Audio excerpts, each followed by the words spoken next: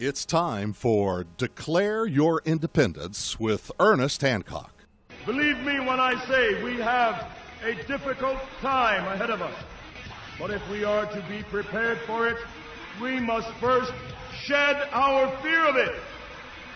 I stand here without fear because I remember that I am here not because of the path that lies before me, but because of the path that lies behind me. I remember that for 100 years we have fought these machines. And after a century of war, I remember that which matters most. We are still here! Tonight, let us make them remember we are not afraid!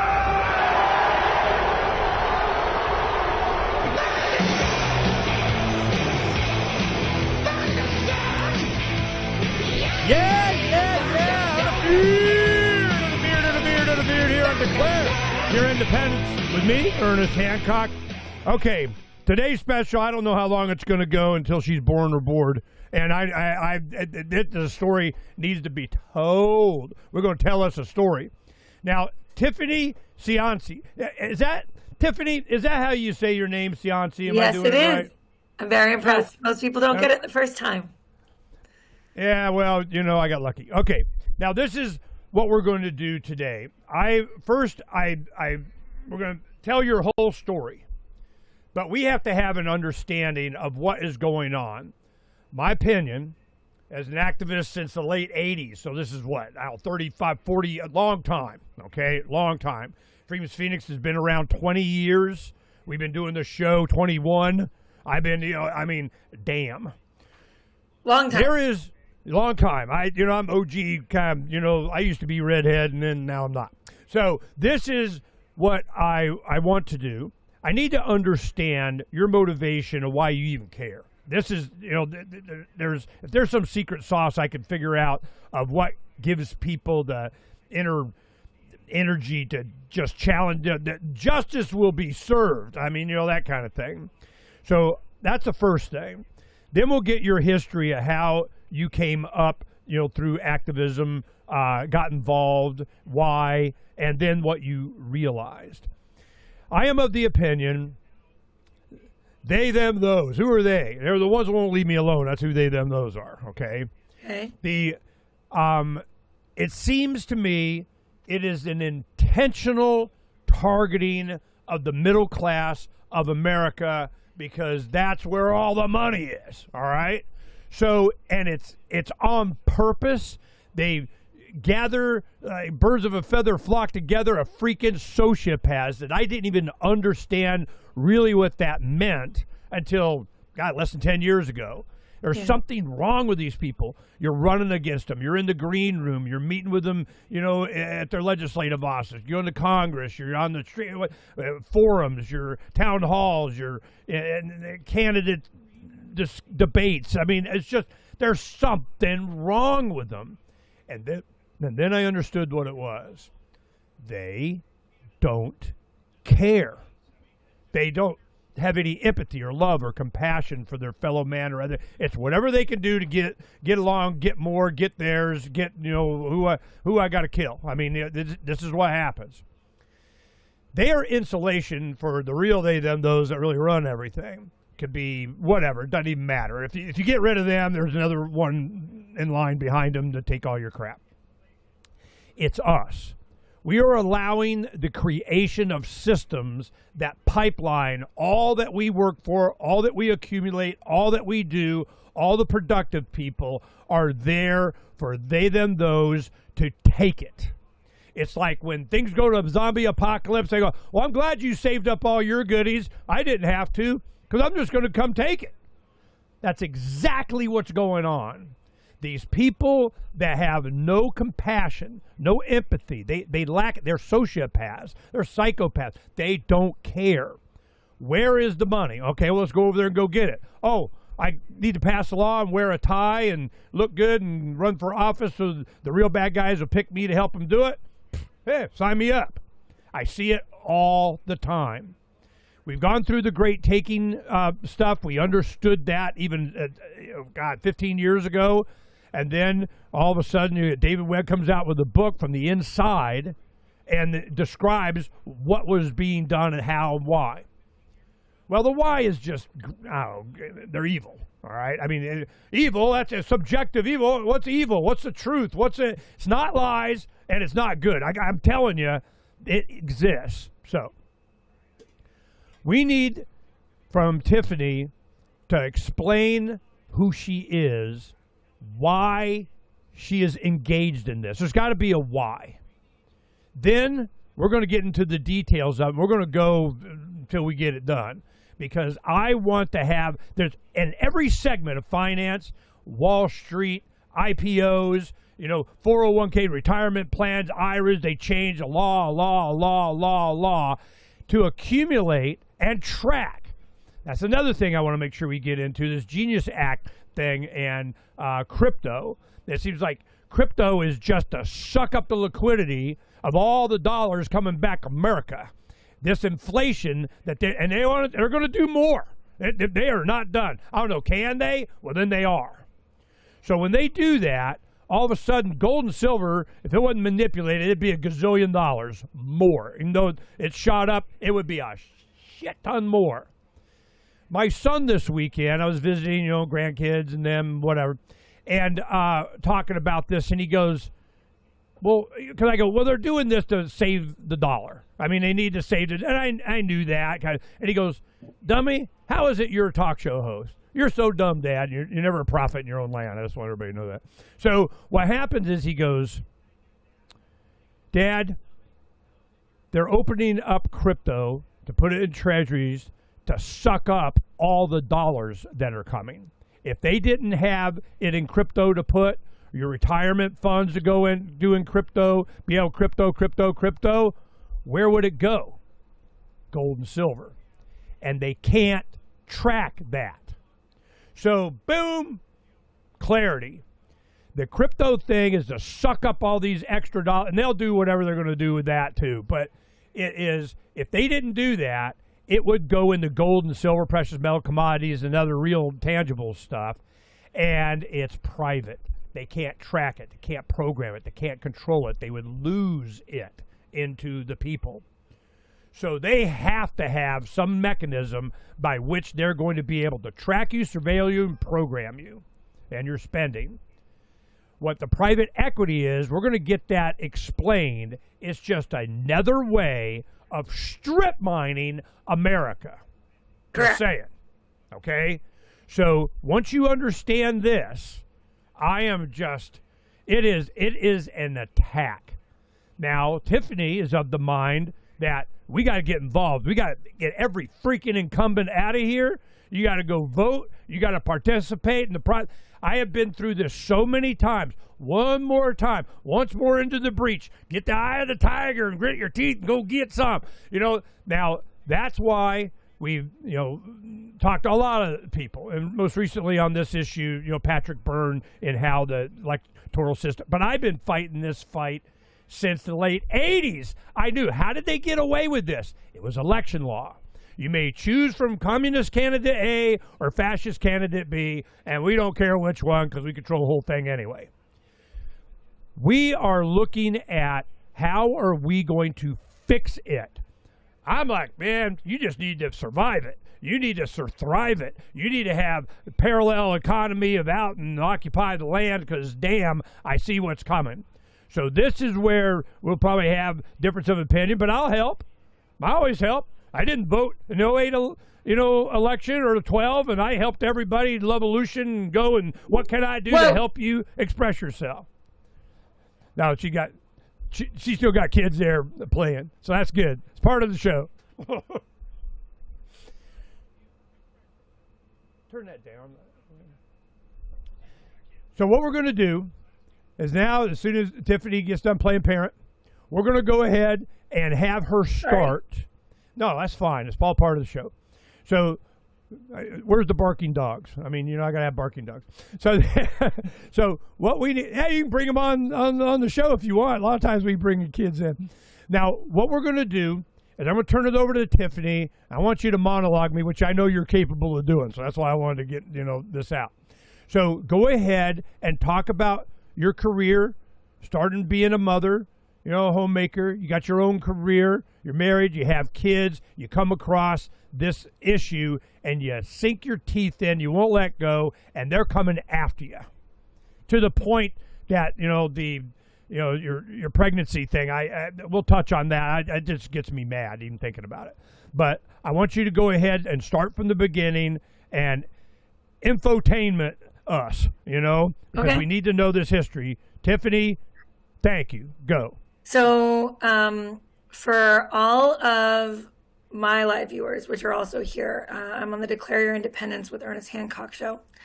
And today we're talking about private equity and fighting private equity and what we need to change in our government if we actually want to meaningfully change private equity. I've had like 3 lives, like 3 totally different lives. And private equity has kind of been a driving force in the transition from life 2 to life 3. I was a very successful sommelier for a very long time. And when I say successful, I mean at the very tippy top of my field. I was on magazine covers, I was on Oprah, I was on Martha Stewart, I was in hundreds of magazines, I traveled internationally constantly. I was an exceptionally gifted sommelier. Which means what? I mean, not everybody knows what that means. So it means that I was very, very good at tasting and judging wine. But more than wine, I specialized in sake and Japanese whiskey. So I worked in Japan for 12 years. I was very, very good at what I did, and I traveled constantly. And my husband was also a sommelier. And we lived in Las Vegas. We were based there, and we recognized right around '08 that that was an unsustainable lifestyle, because around 2008, we realized that all of the jobs were going to leave, and they could leave at any time, any moment. Oh my gosh, I'm so sorry. My husband just left them. Motherhood. This is fine. We'll just go ahead and let her, because I wanted to get her for a long time, and this is the only time she could do it while she still had her kids at home in the morning here. So we're going to get to go long. This is so important because I don't think people understand just how targeted America is. We keep thinking that we're insulated when the whole time, for generations, we have been under attack. Our freedoms create enormous wealth. That wealth is a target. And we're going to get into how we're targeted. Go ahead, continue where you left off. I'm so sorry. That was, I have a studio in the backyard I usually broadcast from. My husband's a federal attorney, and his office is back there, and he has a hearing today. So I came inside, and he didn't know I was live. I am so sorry. All right, so I was a sommelier, and I was an exceptionally gifted sommelier. But it required me to travel constantly. And so I said I would work really hard to put my husband through law school, because we knew that hospitality was not a long-term strategy if we wanted to have a retirement, if we wanted to ever have holidays or weekends with our kids. And even though we were both at the top of our field, our jobs felt insecure. And so I worked really hard, going back and forth to Japan for years, to put my husband through law school so that he could become an attorney. And when we finally made it there, he said to me, "You've got to stop traveling. You need to stay home with the kids. You don't have to be at home. Like, if you want to be busy, but you've missed everything." And he said he could tell it was breaking my heart. I was missing first steps, first words. I was missing, performances at their schools. And so he told me that I could move on and do something else if I wanted to. And I did. So what I started doing was I found a small franchise that was billed as something you could bring your kids to work to do. And I was going to be allowed to take my kids to work with me, and we were going to have a family business, which was what I saw when I was a young person. Early in my life, my grandparents had small businesses, and they brought all of us to work with them. Later, I was in a foster household, and I saw what it would take to be scrappy, to scrape by, to get by. And I was the first in my family to go to college. I was the first in my family to really get an advanced degree. My husband was as well. We've just been hard workers our whole life. We believe in hard work. And so I bought this franchise, and it was called The Little Gym. And I'd gone to college on scholarships for ballet and for saxophone, so I was a dancer. And I was like, I can teach gym. I understand how to teach gym. I helped teach kids dance classes when I was little. I can do this. And so I bought this small franchise in my small community we had moved to. And I was like, this is it. I can move on. I can do something new. I can stop missing everything in my kids' lives. I can bring my kids to work with me like I did when I was little. And it seemed like such a good plan.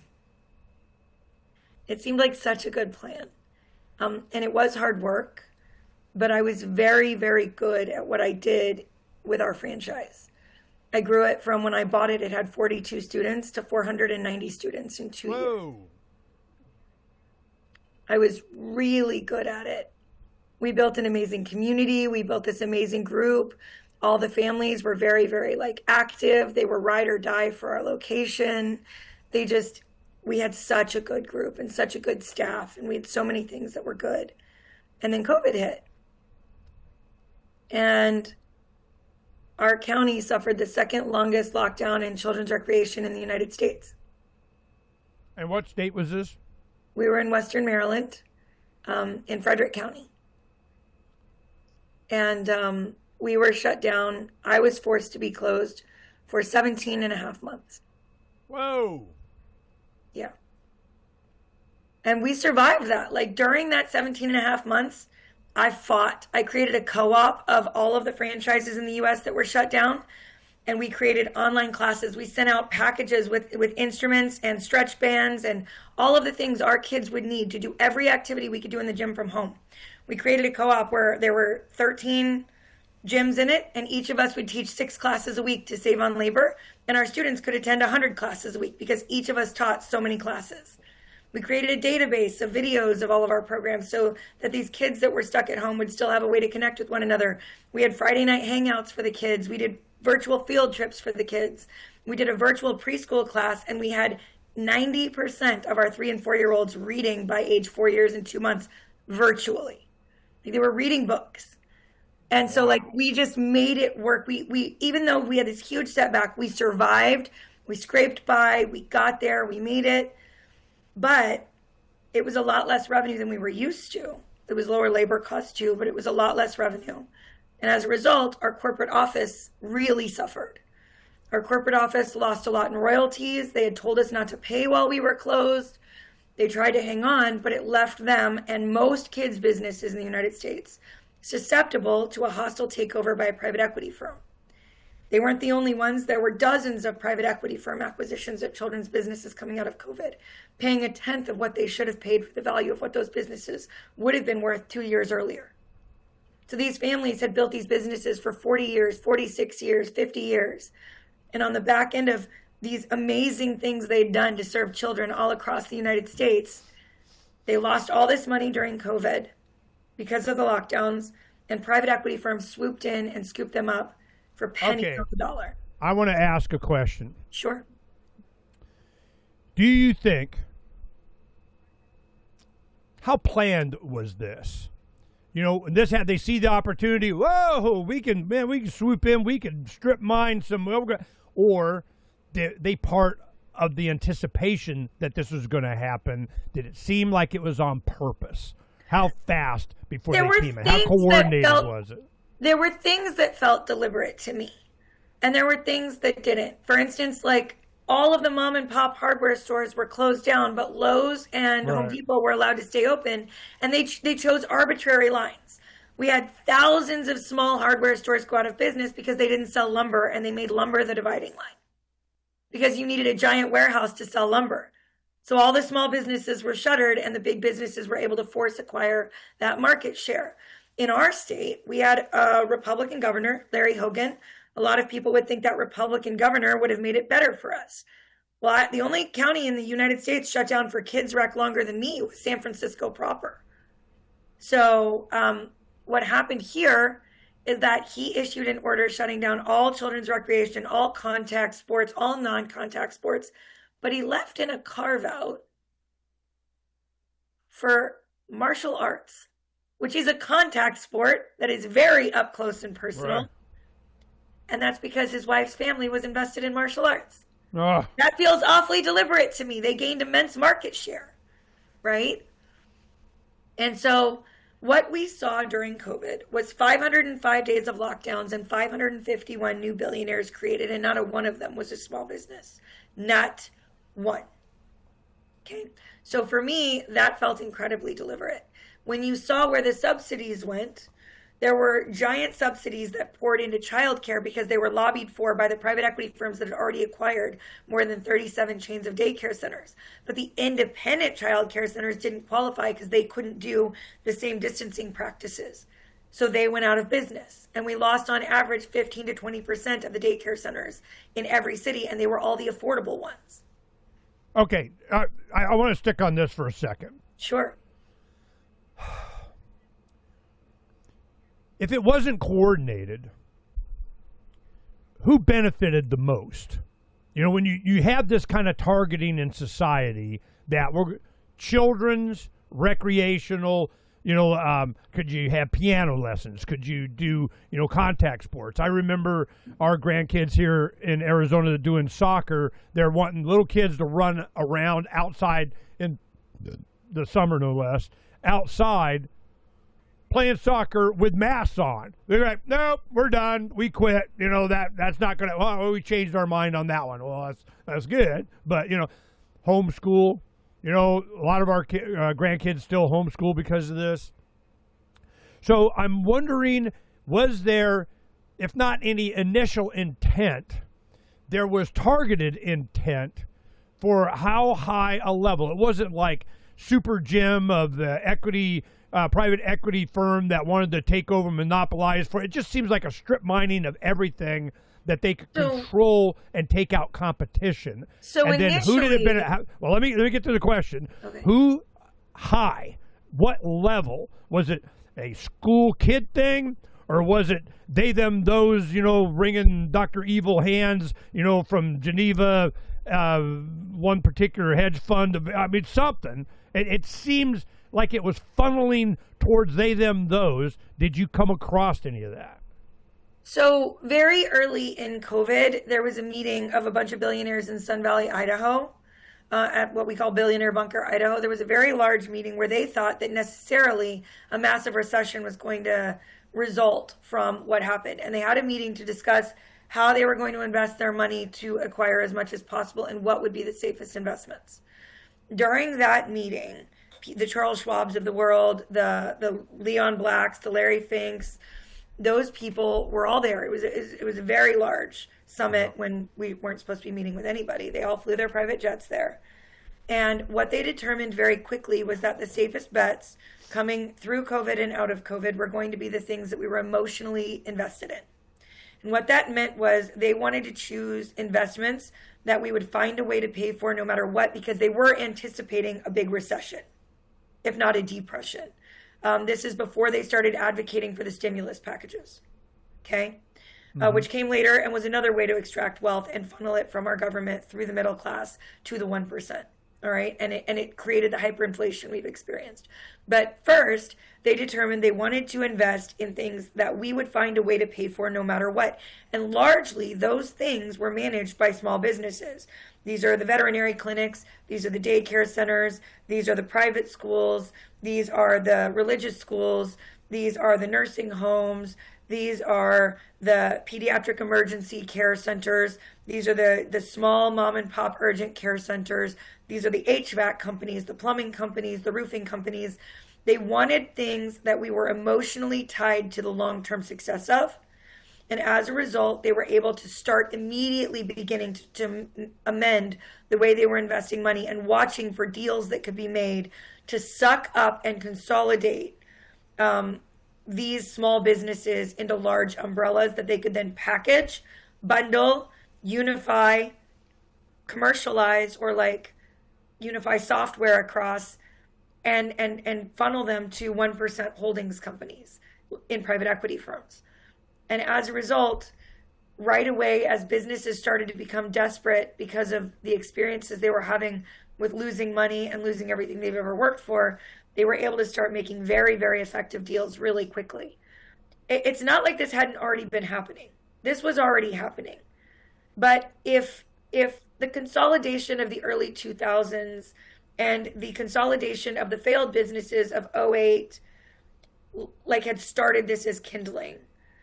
2015 to 20 would have thrown a little lighter fuel on it. COVID would have been like dumping an atom bomb on it and accelerating the acquisition and the consolidation that had already begun and was sort of moving at a snail's pace in a way so as not to attract too much attention. But they saw COVID as an opportunity to make it look like they were saving the small businesses instead of strip mining them. And so they had no problem sort of accelerating that trajectory. And it was very intentional, but it wasn't intentional in, I don't think necessarily a strip mining way. I think early on, a lot of the private equity firms at that point still thought subsequent IPOs would be possible. Then they've abandoned that in the last few years and gone to a quick flip system. They did that coming out of Trump's first term. And they started just trading them and strip mining them. It seems to me that, at least as a side benefit, that they were eliminating dissent, competition, sure, ma and pa. They did as a philosophical, if not a target, certainly a side benefit. Okay, it's a little more nefarious than that, though, because what they did was very intentional. The same time that they had the meeting at Sun Valley, Idaho, there's a bi-decade survey that's done that talks about our faith in our institutions. Okay, and that survey every 5 years comes out and says how much we trust Congress, how much we trust our churches, how much we trust our elected officials locally, how much we trust Congress, like the House, how much we trust the executive, how much we trust banks, how much we trust all these different institutions. And right at the COVID period in 2020, that had just finished when it happened. And that institutional survey showed that we had like a 12% trust in our elected officials, and we had like a 14% trust in our congressional like members individually, and we had a 6% trust in mega corporations, but we have an 81% trust in small businesses. And so when they started acquiring these small businesses, they didn't just acquire them. They didn't just acquire them to bundle them up, which they did do. They simultaneously, in those contracts, acquired the name, image, and likeness of the small businesses so they could keep pretending to be small businesses. Got it. Because they knew people trusted them more. Yeah, which made it far Colgate more serious. Crest buys up Tom's of Maine toothpaste kind of crap. I mean, yes. You know, it's just, you know, I see this, you just look, and all the trusted brands, all the, you know, natural, organic, whatever is now Nabisco. I mean, you know, it's so evil that I'm looking at, you know, and I don't use that name lightly, that word lightly. Right. You know, what is evil? It's not good, okay? Yeah. You know, and knowing it's not good, knowing it's going to cause harm, knowing it's violating, you know, the principles and laws of humanity, you know, first do no harm intentionally to what, I mean, no, we don't care. So it's a lack of caring. There's no walk a mile in the other's shoes. There's no empathy. You know, they do a test and you see them walking by little drowning puppies and don't care. They physiologically do not care. It doesn't register. It doesn't, and it's even been in the last several decades that they've even recognized this, that it's an actual brain thing.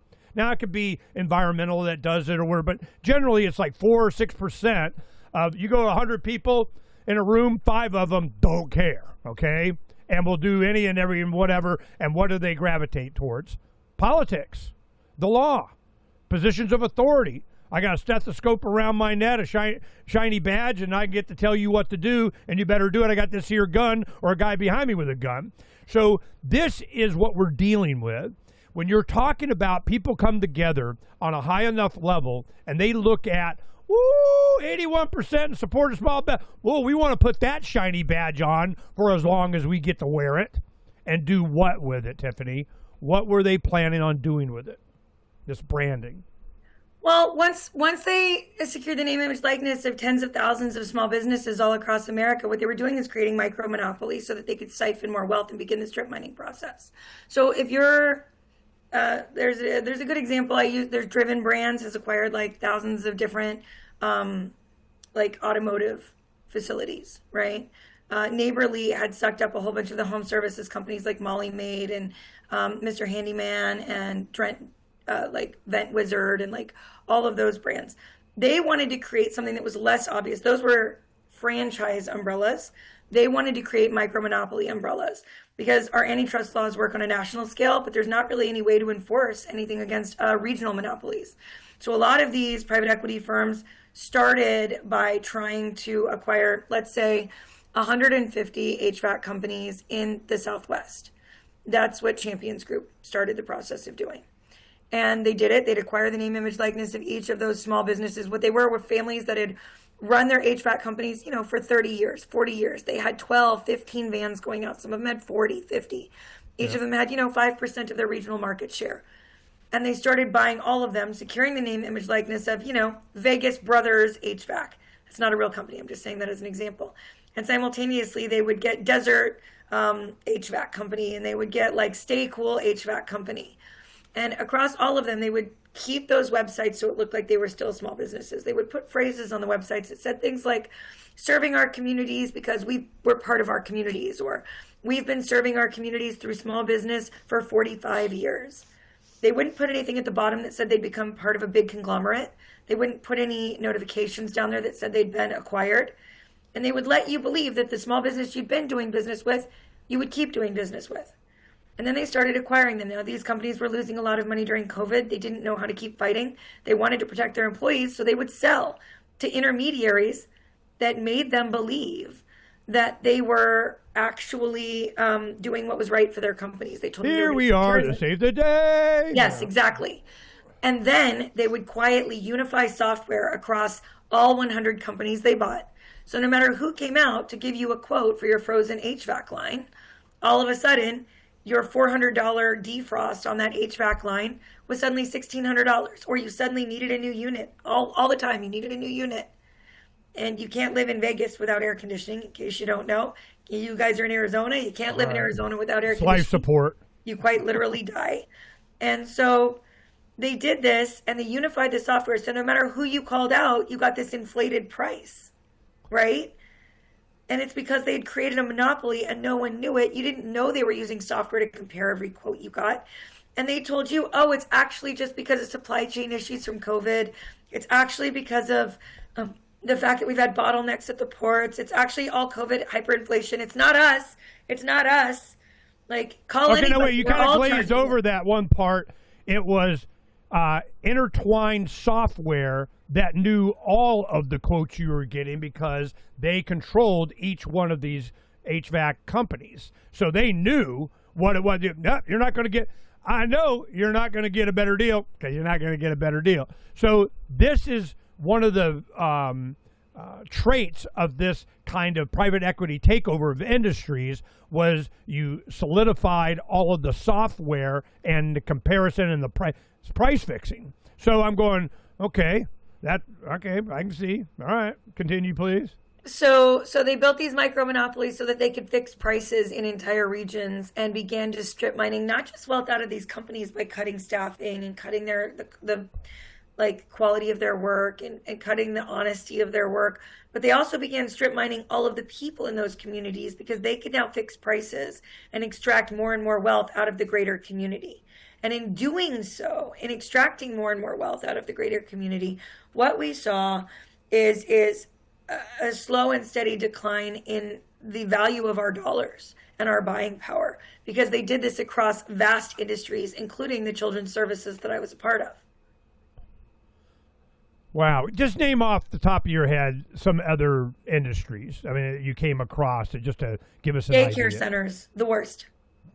Nursing homes, the absolute worst. Veterinary care has been consolidated to the point of 76 to 80% acquisition in most major metro areas.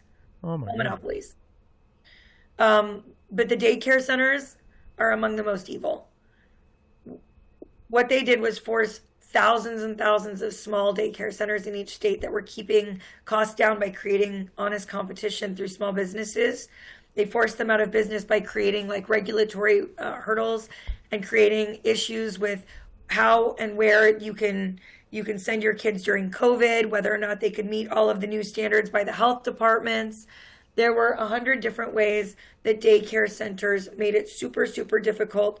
And a lot of these private equity umbrellas of daycare centers were acquiring 20 brands, 30 brands, 100,000 locations, right? And they were simultaneously paying lobbyists to go to Congress and funnel money to the big daycare chains to help subsidize COVID childcare for that temporary period where it was more expensive. And they did. It worked. They actually got the child tax credit sent monthly, where we were getting $600 checks and people were getting help paying for daycare for each kid. That kind of thing was happening. And then there was a bunch of jockeying in DC to lobby for long-term subsidies for kids to have permanent pre-K. And they reversed the lobbying and stopped it so that they could charge whatever they wanted, because if pre-K was built into legislation, then it would be capped on pricing, and they wanted to continue, and they wanted to take the monopolies they had created and extract more and more. And that is why the cost of daycare have doubled in the last 5 years.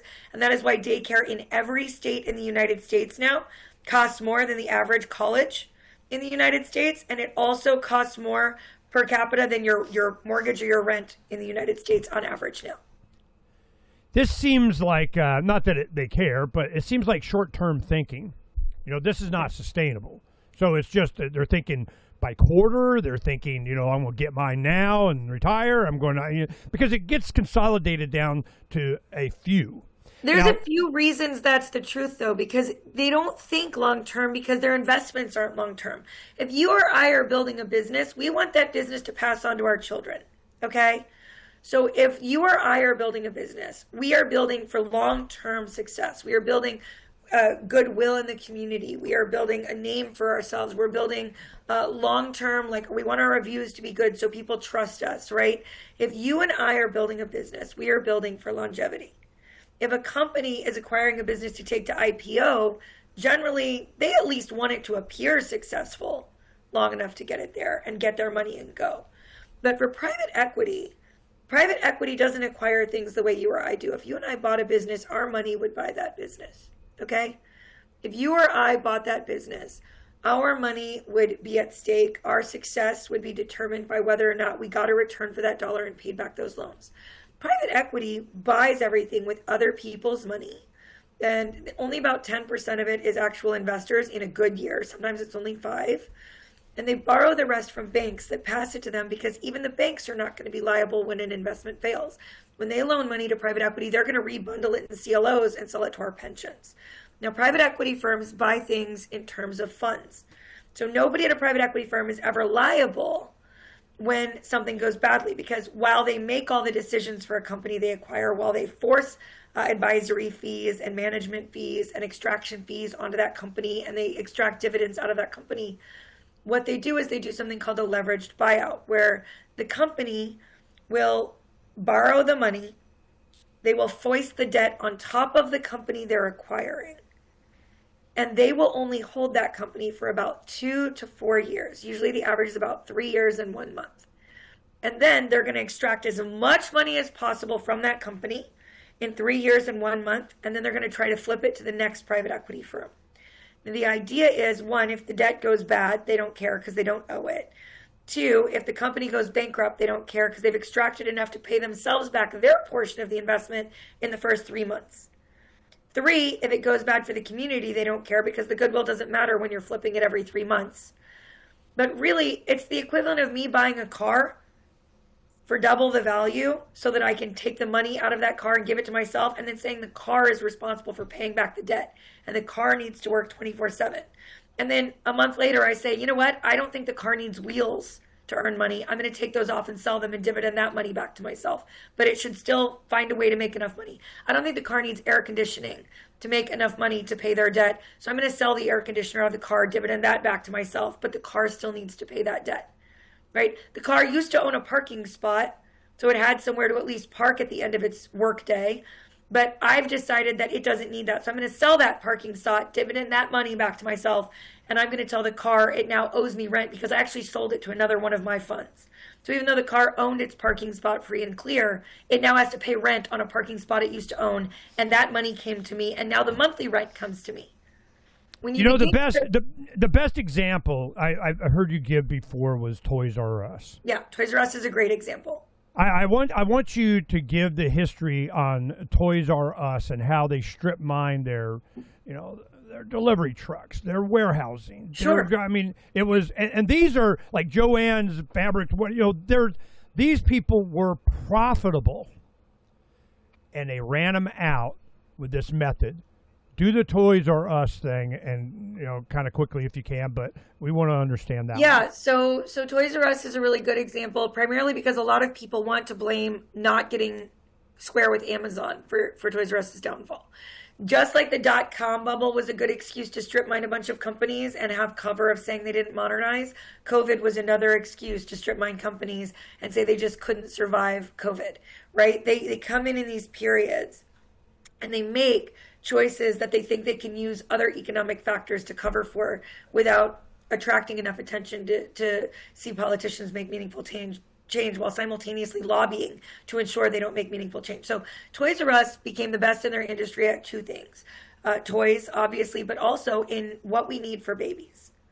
And people have babies. People need baby care stuff. So when people like to say that Toys R Us went under because it didn't adopt enough adaptation for Amazon, that's simply not true.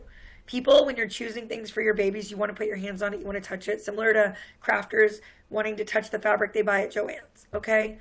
And so Toys R Us became the best in the business by building spectacular infrastructure, okay? They built slow and steady. They acquired warehouses. They acquired their own trucking lines. They acquired their own fleet of trucks. They acquired dead stock in economic downturns that they could use to survive. And so they built a framework for all of the baby needs we had and all of the toys that we needed in this very capitalist-like churn that built spectacular infrastructure. They also owned a large portion of the real estate their stores sat on, not just for Toys R Us, but also for Babies R Us, Bye Bye Baby, all of the different companies that they owned. It wasn't just one or two things. KB Toy Stores was smaller, and they rented in malls, so they didn't have the same infrastructure. So it made more sense that KB Toy Stores would go under during Amazon, but it was a lot less realistic that it would have been Toys R Us. So what happened is Toys R Us was a publicly traded company, and they got an offer to take it private from private equity firms. And what that means is that a group of private equity investors makes an offer to the shareholders that is higher than the currently traded share price. And it's the same thing that Elon did with Twitter. He was a private investor that wanted to own a publicly traded company. He made a $54 a share offer when the shares were valued at $41. The shareholders, by law, had to take that offer because you have to do what's best for the shareholders. The board had to approve it. And so the same thing happened with Toys R Us. They got an offer to take it private from what was a publicly traded company, and it was taken private. They saw immense possibility in extracting wealth from that company. And so very quickly what happened was they started off by selling the land that the toy stores were on, that they already owned free and clear. They weren't paying for this land. Their overhead was low. All they had was property taxes, okay? So they sold that land back to the real estate investment trust with their own, like either their own companies on their other funds, or they sold it back to their like acquaintances in the industry. And those resulted in what's called a lease back to Toys R Us, where every store suddenly had to start paying rent every month on land that they had owned just a few months prior, okay? What they did was when they sold that land, they got, $3 billion for it, and they didn't use that to pay down the debt they had used to acquire Toys R Us, which would have been what any business owner would have done because we want long-term success. No, instead they dividended that out and paid it back as a big bonus to all of the private equity investors. And they left Toys R Us now paying rent, less able to pay the debt they've now acquired. So they had two new bills they were paying. Now they were paying rent, and they were also paying back, I apologize, I live in the country, so we don't hear sirens very often. Now they were paying rent, and they were also paying payment on this debt that had been foisted upon them to acquire them. Okay, so you would think the investors are whole now. They've also made a couple $2 billion. They've got to be good, right? No, absolutely not. They wanted more. So next, they started selling all of the warehouses that Toys R Us had acquired. and they leased those back to Toys R Us. And again, sold those warehouses over to either people that were related to them in the industry or to their own real estate investment trusts for pennies on the dollar if it was their own company, for higher money if it was to someone else. And they leased those back to Toys R Us. So now Toys R Us has rent on the buildings they're in that they used to own. They have a debt payment on debt that was used to buy them they never owed before because they were already free and clear and generating profits. And now they were also paying rent for the warehouses that were housing all of their backstock. And another $1 billion gets dividended back to the investors, not paying down the debt. Okay? Now all of this debt is adjustable rate debt, by the way. Adjustable rate debt. Okay? So now we have 3 new bills. Well, you would think that the investors were happy there because now Toys R Us is struggling. Right? And this is coming up in 2005, 2006, the boom years of really like us doing well, but there were some bad signs on the horizon. And they said, nope, this isn't good enough. We also want to sell the fleet of trucks. So now they're selling the fleet of trucks, and the fleet of trucks are going to be now leased from regular trucking distributors and regular trucking acquisition companies. And so all of the trucks that they owned get sold. It's actually, I keep hoping one of the newspapers that photographs me, like I was supposed to do a photo shoot for the Washington Post, a few blocks from my house, there's an old Toys R Us truck rotting. It's like rotting in a field right next to my house. And it's the most perfect example of the downfall of what used to be American ingenuity and exceptionalism I can demonstrate. It's sitting across the street from what is now a farm being destroyed for a data center in the middle of what was otherwise agricultural paradise. It is the most clear example of how far we are falling. So now they're renting the trucks. After they rented the trucks, and they're now renting the warehouses, they're now renting the land they were on, and now they're paying back the debt. We have 4 new bills, okay? And everything is going up exponentially. At the same time, we're going to cut staffing because we've got to pay these bills now. So we're going to cut down our staffing. We're going to cut down our customer service. We're going to cut down the quality of the products we're offering. And all those warehouses we don't own anymore, we don't really want to use as much. We don't need dead stock to survive economic downturn. So instead, what we're going to do is we're going to liquidate all of the dead stock we have that we would use, in 2007 when it shows up to survive an economic downturn. We're going to sell that to a liquidator, and we're going to take 80%. They're going to keep 20%, and we're going to dividend that back to ourselves. And so now we're running on slim margins with constant needs to fill new backstock. Okay? And again, we owned all of this free and clear. There was no debt. All of this was bought and paid for. And instead, we've strip mined $8 billion back to a few investors and not paid any of the debt they used to acquire Toys R Us while simultaneously taking everything out of it that had any value left. Okay? So after this, they go, oh, we're going to have to start closing some stores. So we're going to start closing those stores, and those stores, we're going to liquidate those stores, and we're going to dividend that back to ourselves. We're going to go through a bankruptcy restructure. A lot of people think that this means that everyone loses their jobs. It doesn't. Usually it means it transfers to somebody else. But because there were no assets left, even in a bankruptcy, it couldn't be saved because there was nothing left to sell to secure its resurgence. And so they originally said they were going to do like a Chapter 11 restructure, and it became clear they had nothing to fall back on to secure distressed asset debt. Which, distressed asset debt right now is, we're talking 18 to 21%, okay? Back then it was probably 15 to 17%. They couldn't get distressed debt, and so eventually what happens is, even though this was a company that had everything necessary to be successful, was doing online sales, by the way, did have an Amazon storefront, by the way. A lot of people say Amazon put them out of business. They had an Amazon storefront. We've now lost 600,000 jobs in all of their warehouses, all of their stores, all of their trucking lines all across America. Every small business, and this is one of the, and we've lost all of these stores that were lifting up communities with money that poured into communities, right? No longer. Now all of the money is funneled away to some billionaires in Silicon Valley, right? Or billionaire Bunker, Idaho, or wherever it was. And we have communities that are 600,000 jobs later, but really, if you want to know the real heartbreak for any community, is it terrible that the big Toys R Us is shut down and that those stores have been sitting vacant or only as Spirit Halloweens for like the last 18 years? No, what's really tragic is that when those anchor stores closed down, they took every small business in those parking lots with them, and it created a domino effect because those anchor stores brought in hundreds of customers a day that drove through those parking lots.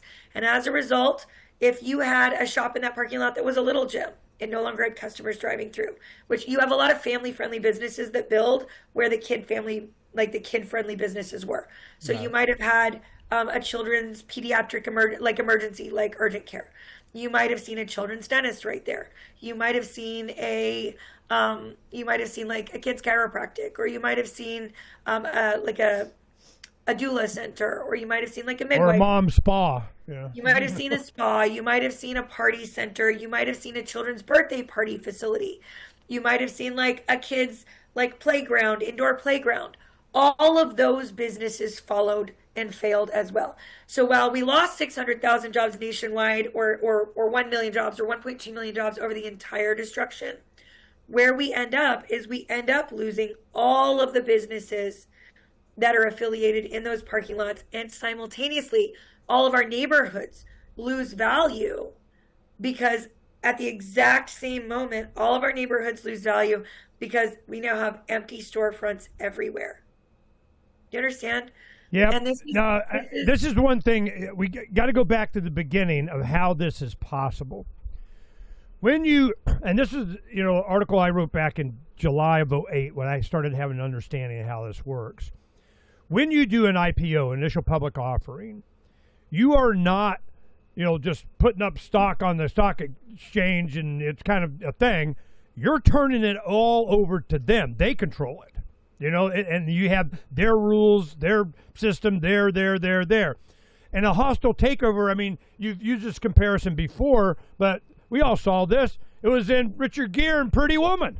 They don't make great big ships I talk about it all the anymore. time. That was our first big alarm that was sounded. Everyone in America knew he was a bad guy when he was breaking up companies and selling off the parts, and he was a good guy when he wasn't. And he started building big ships.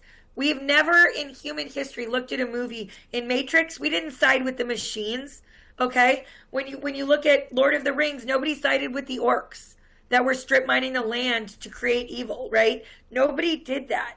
When we watch Dark Water, nobody sided with DuPont, all right? When you watch The Big Short, nobody sided with Merrill Lynch. We don't do that. When you break up communities, you don't side with them because that's evil. It's evil and it's strip mining. There's been a bunch of other people's money with, I think, Danny DeVito. You had Wolf of Wall Street. I mean, there's all kinds of examples without a real understanding of what the core mechanism was that allowed it to happen. When you go into equities, you're selling stock in your company. You're taking on all of these rules that those make to be able to get you. But in an IPO, at least there's transparency. We can tell that they're not over debt laden. They have to do quarterly statements. When private equity gets it, there are no rules, none, and that's that's the mechanism by which they get it. That's what. So my point is that, how would you raise a lot of you go? Well, a good example. Elon Musk has got Tesla. He goes public, and they're always on his butt and threatening to, and you can't, and you're not allowed an SEC of whatever. Crypto, you have this kind of problem. You got the government regulating of whatever. But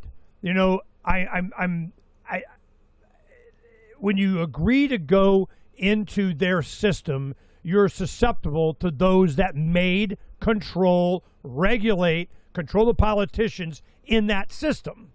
So I just want to make that point that you dance with the devil, you don't change him. Okay, I'm just saying. Yeah, right? But right now the stock market has shrunk every year since 2003 because of private equity. So the actual influence of the stock market is diminishing exponentially because the stock market did have rules that required companies to not strip mine their communities and required them to have reasonable debt loads and required them to do quarterly statements. Like if you have to choose one of the two systems, I choose the stock market every time because at least there the laws require that they not do the kind of strip mining that private equity is doing. But private equity is consistently reducing the size and value of the stock market by taking companies private, and they're not going back, right? It used to be early on that they would take them private and then bring them back to IPO, and take them private, strip mine a little out, and take them back to IPO.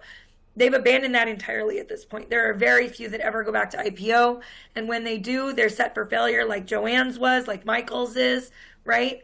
And so if you look at the alternatives, we had very strict systems for private equity under Carter and earlier.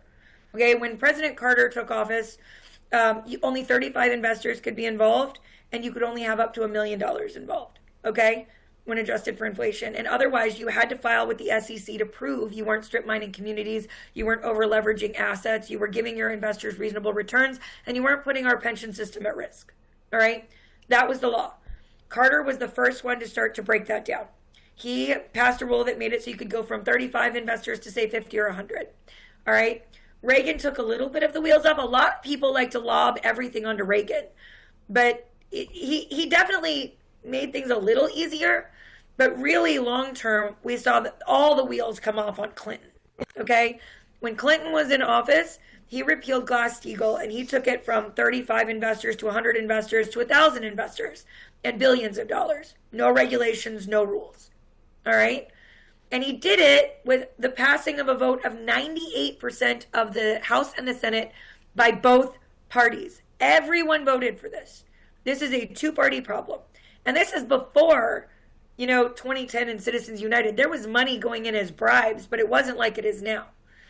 Then you fast forward and it's plugging along and we're starting to see like Clinton led to the private equity we saw in Pretty Woman. Okay. And we started to break up companies and sell off the parts. And people didn't really like that. And we saw a little bit of reining in under Bush. And then we get to Obama and all the wheels come off. There's nothing left. Nothing. Every single restriction they had, every reporting requirement they had, unlimited investors, unlimited money, again, passed with 98% of the House and the Senate. This is just after Citizens United when money poured into politics. Okay? And so what we have is a system that, at least on the stock exchange, we have rules. And those rules exist so that we never saw a repeat of the 1920s and stockbrokers throwing themselves out of windows and crashes wiping out the investments of every American. Okay? Those rules were put there to make sure that Americans were protected, not billionaires. It helped the billionaires too, but the same way the FDIC was really only protects up to $250,000 is to protect Americans, not billionaires. All right, if a bank crashes, the billionaires don't get all their money back unless they only put $250,000 in each bank. That's why it's there. Okay, I don't love restriction. I used to be a libertarian that was through and through. But there are some things that need protection if you're a small person against insurmountable billions of dollars. So what we have is what are considered some of the most liberal presidents of modern American history that did this with the cooperation of both parties in Congress. Okay, for billionaires. And now we're at a place where there are no rules, there are no regulations, no one's doing anything about it, there are no laws that can do anything about it. And we can't stop them unless we start doing some things, some big things. Okay. And, it's a really big problem. No, I understand. This is exactly where we get into where you and I kind of differ on this. That's okay. This is how I learn. I love disagreements. I know that I'm glad that you understand, libertarian philosophy and because you're going, look, if we don't have rules and regulations, when we create these kinds of markets and so on, bad guys are going to take advantage of us and strip mine, whatever. So we need a rule that they don't do it. They change the rules. They do. They always change the rules. I have yet to sit down with a single libertarian legislator, like a really good. You're in Arizona, right? Right. Hendricks. Do you know Representative Hendricks? I have made a point not to know anybody anymore. Okay. So Representative Hendricks in Arizona is a member of the state legislature that is deeply libertarian. Deeply. And I wanted to pass a law in Arizona to protect small businesses from retaliation by private equity firms. I drafted a law. I took it to the House. I was told it was DOA at the Commerce Committee because of Hendricks and a guy named Matt Gress. I sat down with Hendricks, who was the most opposed member of the legislature for regulation on business and banking. And I showed him what was happening to the small businesses in his state. I showed him the lawfare that was taking place against small businesses in his state. And he sat with me and he says, just so you know, you can tell me whatever you want. I am never voting for this bill, ever. And I said, okay, just spend some time with me. I spent a couple hours with Hendricks. And he was my first vote on that bill. He is the most libertarian member of that legislature. And he was the very first yes I got. And everyone else followed. And I ended up getting I'm glad you're happy. I'm not saying I'm happy. What I'm saying is even libertarians I understand, Tiffany. We're not starting from a clean slate. We have to start where we are. Let me express myself. Yeah. This is exactly what I see the problem. I've been doing this for decades. Run up against guy could see the machinations of how the sausage is made in the background. One thing I go, who's the lobbyist, to Congress for these different regulations on the daycares or this and that, and it's really all one thing. You go high enough on the left side, right side of the pyramid, you get the all-seeing eye up top that owns everything, okay? That tells everything, that directs everything. So each one of these lobbyists is not just a banking lobbyist. It's not just a military-industrial complex lobbyist. It's not just a healthcare lobbyist. They're all the same thing. It's the money lobbyist. It always comes down to that. So from my perspective, as I go through this and how the sausage is made, exactly what you're talking about. We're doing the great taking, using the Universal Commercial Code state by state to make legal whatever. What you're talking about is it went from Carter all the way through to, oh my God, Obama, and here comes the strip mining. What ideology is that? Just greed? They're just sociopaths. Is it? It's because they can. Okay. So my point is that the root of all of this, why I'm like, hey man, we just got to, thrive this thing, and come out the other end. But the reason I see what the problem is very simple. Quit delegating your authority as an individual human being, what you accumulate in your savings, what you aggregate as your property, what you quit thinking somebody else is going to take care of that for you. That is the problem. To expect some legislator, some Congress, some president has your interests at heart. Maybe they know how to say it. They know how to fake sincerity. They may even have an understanding of it. But the machine is for the machine. Stop being supportive of the machine. There is no legislation that's going to keep my money safe. Al, if you have something against, don't hurt people, don't steal their stuff. Now I want to talk about, I'll let you express yourself in response to that, but we have 401ks, pension funds, all this manipulated, incentivized, they share it with the employer, whatever, they get a big pile of money. There's a pile of money, there's a bunch of boomer pile of money there. They want that pile of money. They're going to get that pile of money. What do? Just like we were talking about bringing in this crypto option so it can suck up a bunch of the money so you don't have gold and silver shooting to the moon. You got $20,000 gold and $4,000 silver, because then it's private, untrackable, untraceable in the hands of people. How do you get it? You do not want that to happen. You want to have programmable money. You want to have where I can, know your customer and anti-money law, whatever, and you're not allowed to buy that, and you have to buy that. And when COVID lockdown happened and they were police taping off seeds at Walmart, what the crap was that about? Right. Well, they're going to do the same thing with programmable money. This is what I see coming, which is what? Us delegating our authority as individual human beings to someone else to protect that little money that they incentivized and punished and put us into that bucket, and it's gone. So there is no law. There is no voting. There is no thing. Now, that doesn't mean you don't get out and do some whip ass and make your preference known and whatever. But I do you understand my perspective and why I hear what you're saying?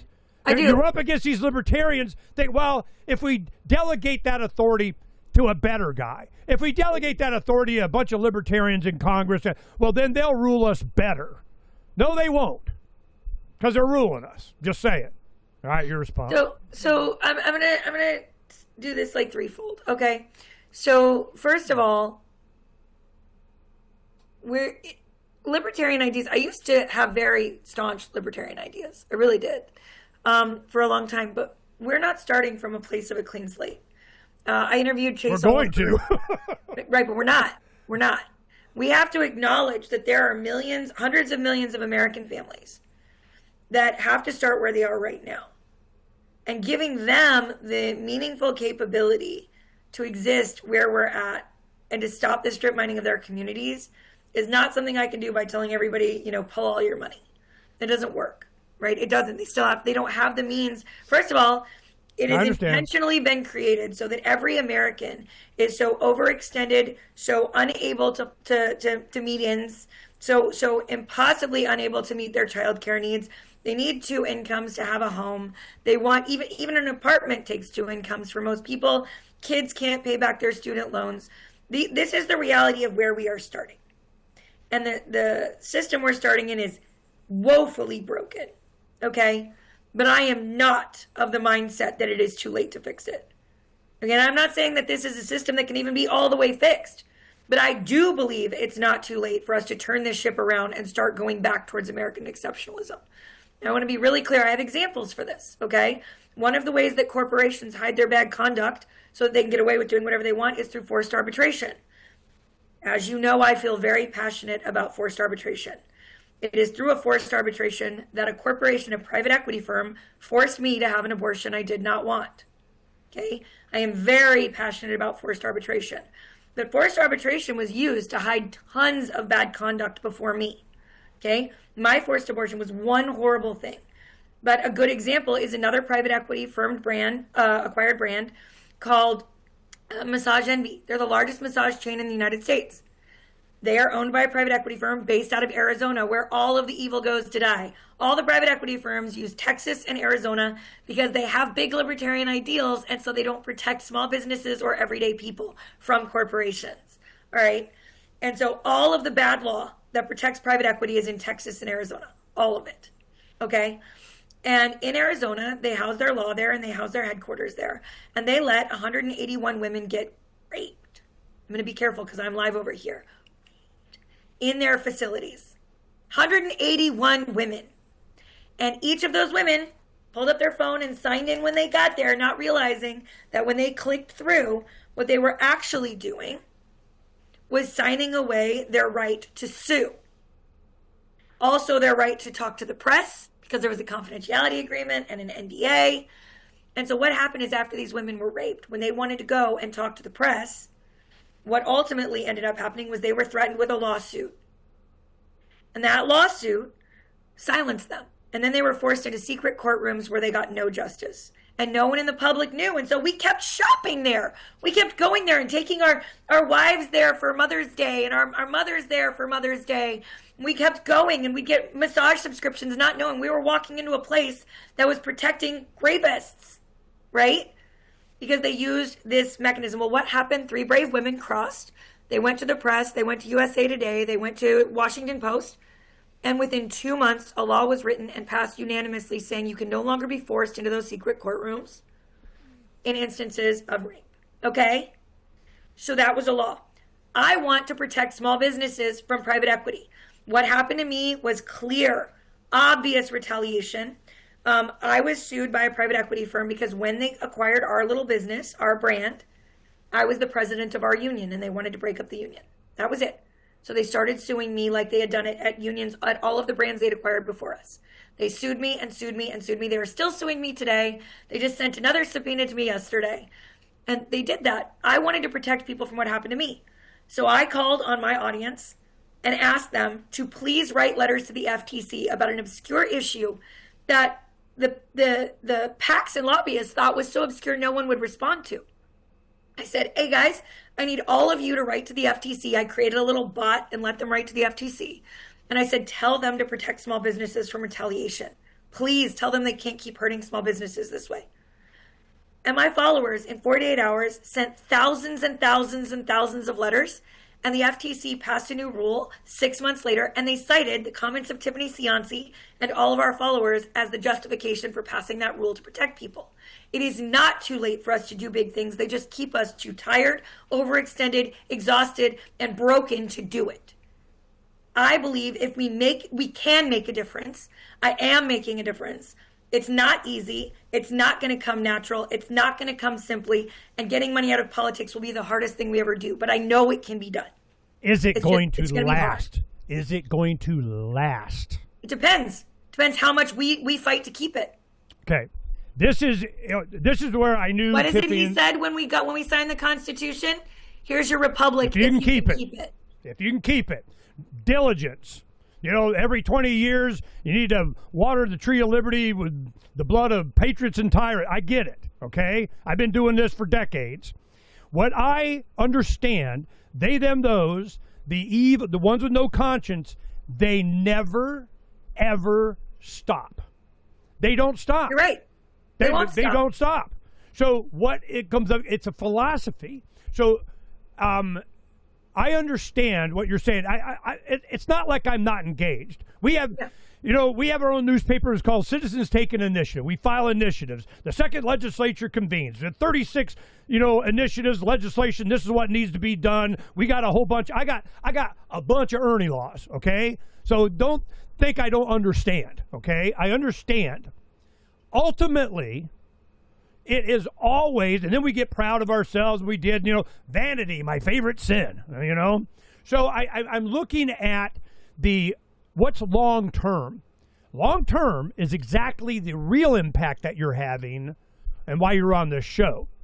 Yeah. Controversy creates commitment. You need to understand what's going on so you can take a side, I like that. I'm going to steal that. And it's general public opinion. Nothing else sticks unless you get general public opinion. This is bad. This is bad. They're being bad. They're bad. Because we are getting there. Right now, public sentiment for private equity firms is horrible. So I want to make it clear that when you go, let's go, give, send, go, Tiffany, go rock and roll, go get another, a couple of good cuts of the death of 1,000, machete hacks by Tiffany. Okay. So I'm all for that. My problem is that I want to make sure that we are not lulled into thinking, and now we're good. It's all done. Ron Paul won for president. Woohoo! We can go home now. I remember there was a libertarian presidential campaign, and the candidate that I supported was Arizona State Chair, a guy named Rick Tompkins, back in '96, going up against Harry Brown.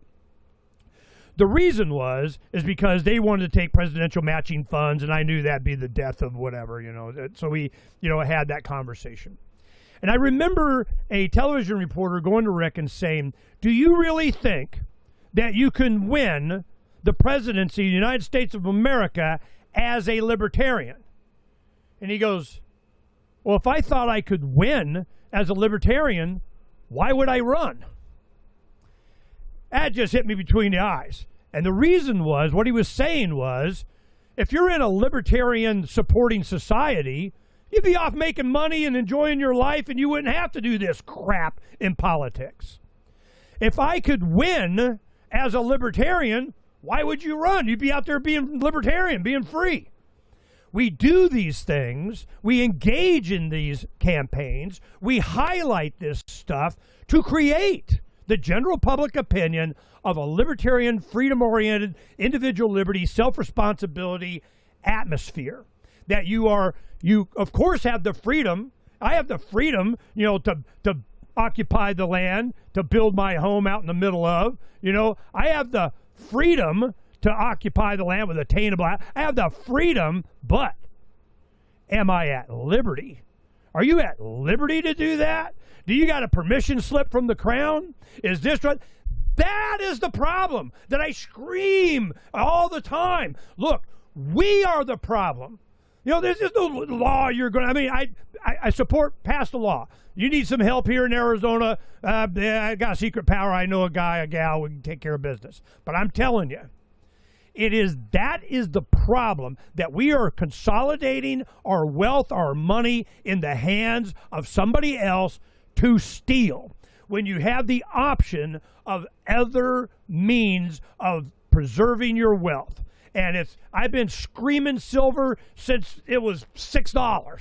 you know? And I'm going, look, man, you guys want to touchy. You want to McDuck it. You want to roll around in it, and it's mine, not held by somebody else, not somebody be a custodian, not an ETF paper silver, not silver, gold, silver stuff, land I built. I do my own kind of desktop manufacturing, desktop publishing, small business, build up your own, pass it on to have children, big investment, have a bunch of kids. No, we don't have enough kids. Get some more kids. So that is the solution to all of this. That doesn't mean that we can't highlight That's why I wanted to talk to you.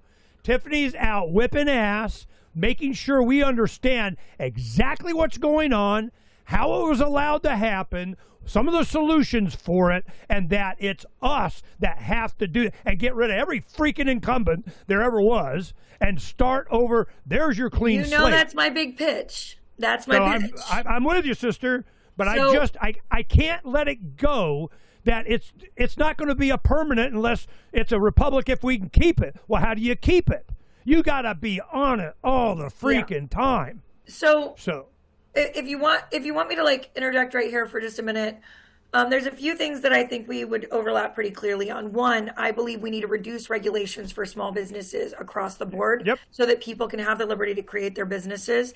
And a lot of people think that regulation has been foisted upon them by the government. That's not the case. The regulations that are suppressing small businesses were very intentionally lobbied for by these big businesses so that they didn't have any competition rising up as an undercurrent. Okay, because small businesses become groundswells that take market share. And so, yes, our government has foisted them upon us, but only at the behest of big businesses that lobby for them. It's quite shocking to a lot of people to find out that big daycare chains are lobbying for restrictions on daycares. And that's because they already have the real estate they need, and they already are grandfathered in on a lot of things, and they don't have to worry. Eliminate competition. They're going to stifle the innovation and the competition that would come next. Okay, so I firmly believe we need to reduce restrictions on small businesses. I'm big on Yes in My Backyard. I'm big on growing food. I'm big on all of those things. Absolutely. And I think that all of that actually saves people money and gives them control over what they eat and what they put in their bodies. I agree with all of that.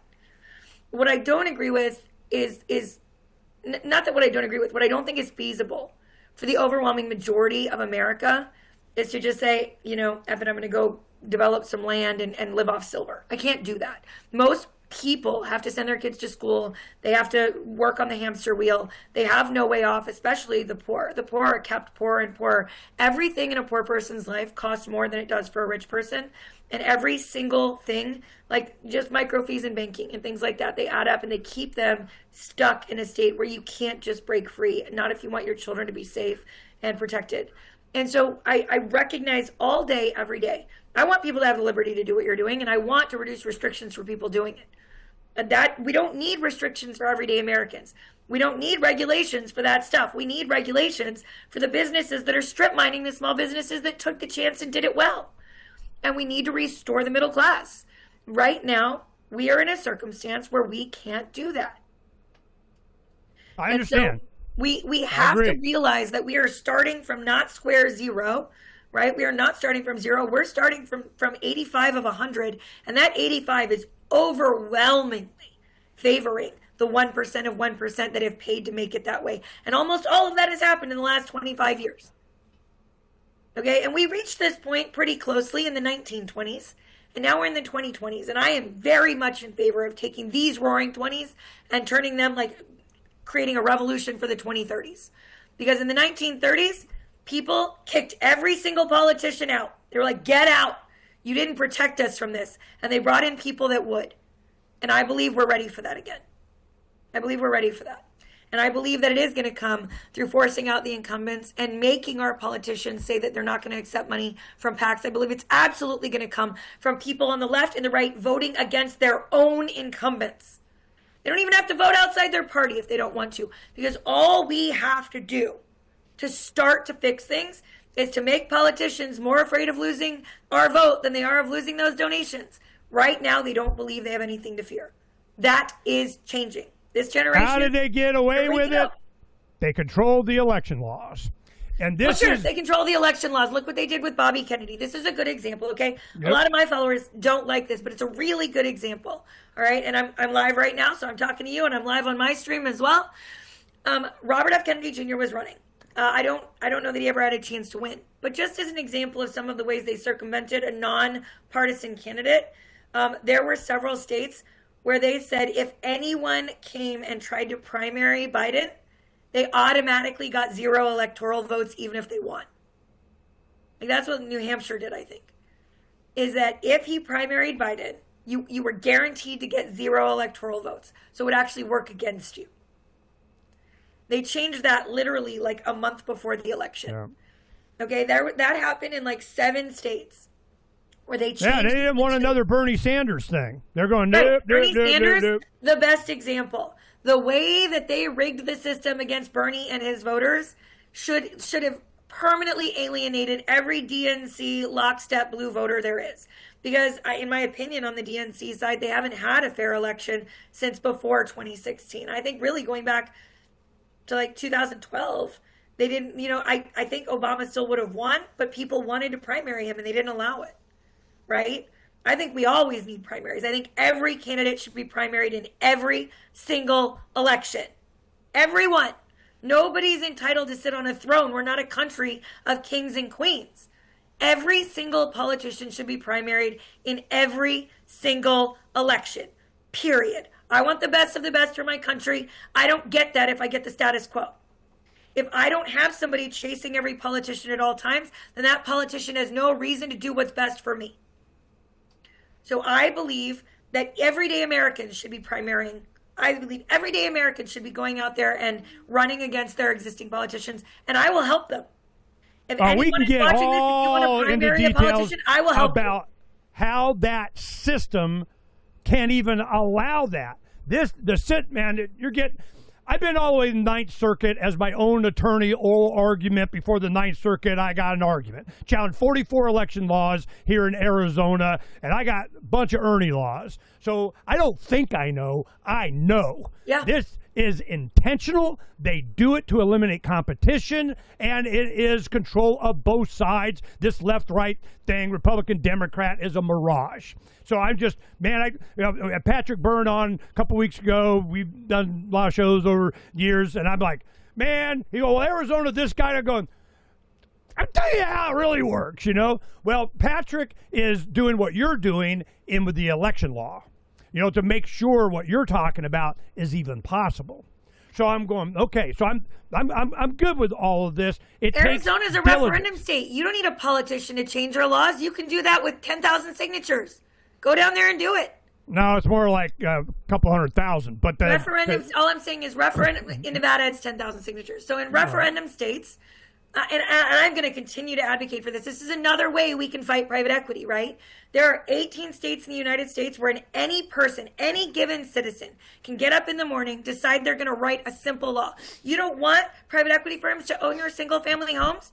Write a law that says all corporations must divest of single-family home ownership.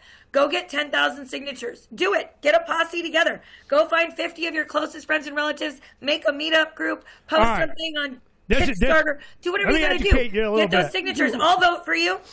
I'll come out there and I'll help you. Let's do it. We made, all right, I have no problem with this. We had a newspaper called Citizens Take an Initiative where we would print dozens of these initiatives that did exactly what you're talking about. We put them in. This is what we would do. Yep. We have the argument for this is why we would do this. This is what's going on. Papers would have, detail them all. A bunch of them became legislation, and some of them law. Like SAFE, Second Amendment is for everyone. We have, are you a safe gun owner? Are you an unsafe legislator? So we had unrestricted concealed carry was one of the most popular ones that we did. Man, it just blew up. So here in Arizona, they call it constitutional carry, but, it's unrestricted concealed carry. You buy a gun, you can carry it concealed, not whatever, peace out. Arizona. Yeah, How do you think that happened? We just had a Supreme Court case in Maryland that made it so that we're allowed to have Second Amendment rights here too now. So but it came from what? General public opinion. This was a concentrated effort, and you got people from all over Arizona, IA, man, would be carrying guns and whatnot, or you don't even know if we are. Ernest, do you know what percentage of the public opinion you have to change to make an idea mainstream enough to pass a law? It's about 16. I know they're 15%. You hit 15% of anything, they freak out. I can tell you that. 3.5. 3.5. That's the percentage you need to start the process of passing a law and secure enough votes, because the people that are passionate about that law will be the ones that show up to vote. And we have less than 3% of the voting public that shows up in our midterms and our primaries. And so you need to change public sentiment of 3.5% of the American population to make any law viable. Now, I'm not saying that you should stop there. We want to get to 50. We want to get to 70. We want to get to 100. Right now, more than 80% of Americans support corporations not owning houses. If one person in every single one of the 18 referendum states went out and forced corporations to divest of their homes, it would change everything. Well, this is what's going on here in Arizona right now, as everybody's leaving California and doing all their manufacturing to come in Arizona. They come in Arizona. I'm, 70 miles outside of Phoenix, west of Phoenix, and I-10, and it's coming. I feel, man, it's coming. Here they come. So can I get far enough away? Now, what happens is we have this percentage that you're talking about. I have witnessed when you hit about 15%, they freak. I mean, all the knives come out, man. Woo, what the hell? When I was first starting to try to pass my law to protect small businesses in Arizona, the American Legislative Exchange Council, the night before our vote, ultimately issued a letter denouncing me and threatening to primary any Republican that voted for it. Absolutely. Alec, American Legislative Exchange Council is a whole freaking, I got a whole bunch of history with them, okay? They're the same evil organization that is trying to pass immunity for all of these agrochemical companies they're killing farmers and our children, frankly. And they'll have a Republican, head in Arizona, then a Democrat, and back and forth, and we're just for America and kind of, yeah, we can go in details on that, but I just want to make sure you understand this. When we used to do initiatives, it was the first initiative that I filed was you can't give special rights or privileges to anyone based on their voter registration. You can't give like free list to the Republican and not the independent, that kind of thing. So that was before I even heard the word libertarian. So this is like 1990. So I'm going, wow, what the hell? How do they get away? They give all of this advantage to these like parties of the state. I go, did we have a Cold War to prevent this parties of the state crap? So that was the basis on all these laws that I saw that did that. 44 of them go to the Ninth Circuit. Now, the thing is how they go, they dismissed it. They go, well, you got on the ballot as an independent anyway, so I guess it's okay. Never mind. What? So you guys are the most mileage that I got out of all my activism was not the courts. I didn't give a crap. They wanted to drag it out. How they do lost fair with you. They drag it out. They just want to drag it out. They want to drag it. Fine. I was my own attorney. I did it pro se. I'm going, all right. And back then I go, I'm former pauperous too. I don't even have to pay fees. I'm poor. I go, woo, we're going to go a long time. That doesn't work in arbitration, I'm afraid. And that's where 1.4 million of the cases are forced each year. You're not allowed to do it. And you have to pay $3,600 just to access the system. And stay out of arbitration. So this is, I go to the court system, I use it. The more they drag it out, the better. Every freaking reply, response, motion, reply, response. Man, just drag it out, more press. Why? General public opinion. That's what I was looking for, people to be aware exactly what Tiffany is doing now. So I've done over, dozens of initiatives. I have no problem doing initiatives, but this is what they changed. Where you would, as an individual, you have the right to petition your government for redress of grievance. You go in, you file the initiative, you put it in. They changed laws. They go, whoa. You can only file an initiative if you're a PAC, Political Action Committee. To have a Political Action Committee, you need to have a chairman and a treasurer. You got to have two people. I'm like, wait. I can't have an individual right to petition my government for redress of grievance. I got to do it with somebody. There's a problem right there. So then they want to see your finances. They always want to know where your money's coming from. They keep changing it. Then if you're qualified to even file it, do you have, it's just, they keep changing it. And I'm going, all right, how do you really have an impact? By keeping that which is yours, insisting on protection of private property rights, and not getting in any of their systems, but advocating, like I'm willing to help you here in Arizona.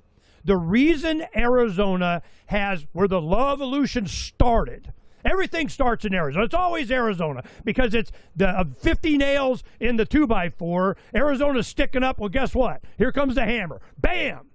It goes up and bam! They send in Arpaio. Bam! They send in Napolitano. Bam! They send in Katie Hobbs. Bam! I mean, so Arizona is prime for this. We're ready to go whip some ass.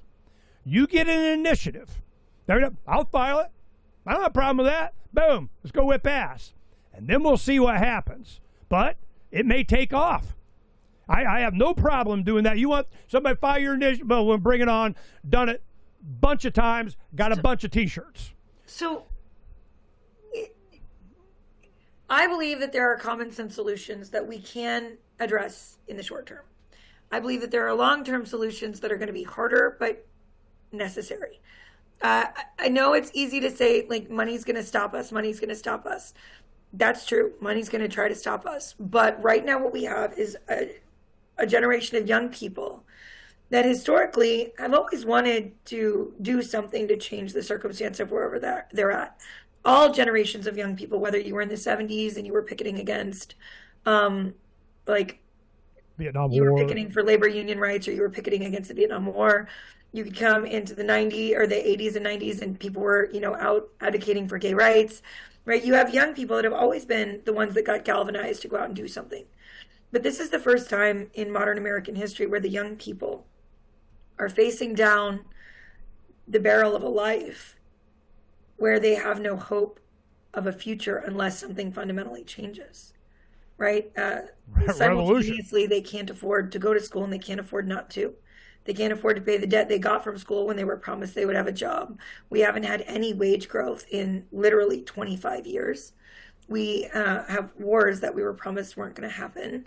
We have an untenable cost of living. We have 30-year-olds living with their parents or with 6 roommates, quite literally at 33 years old, just barely scraping by.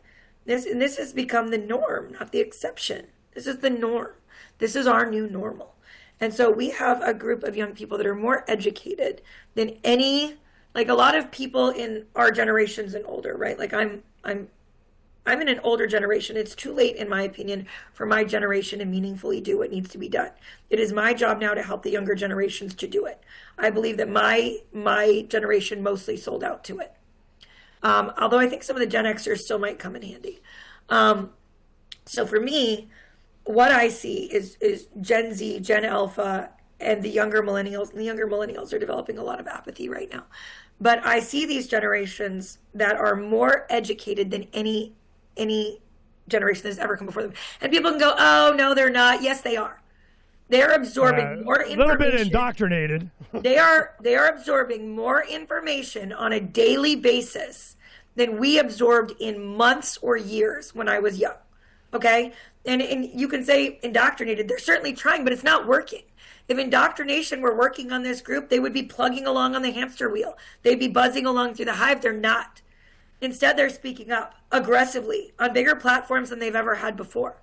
Are some of them selling out? Absolutely.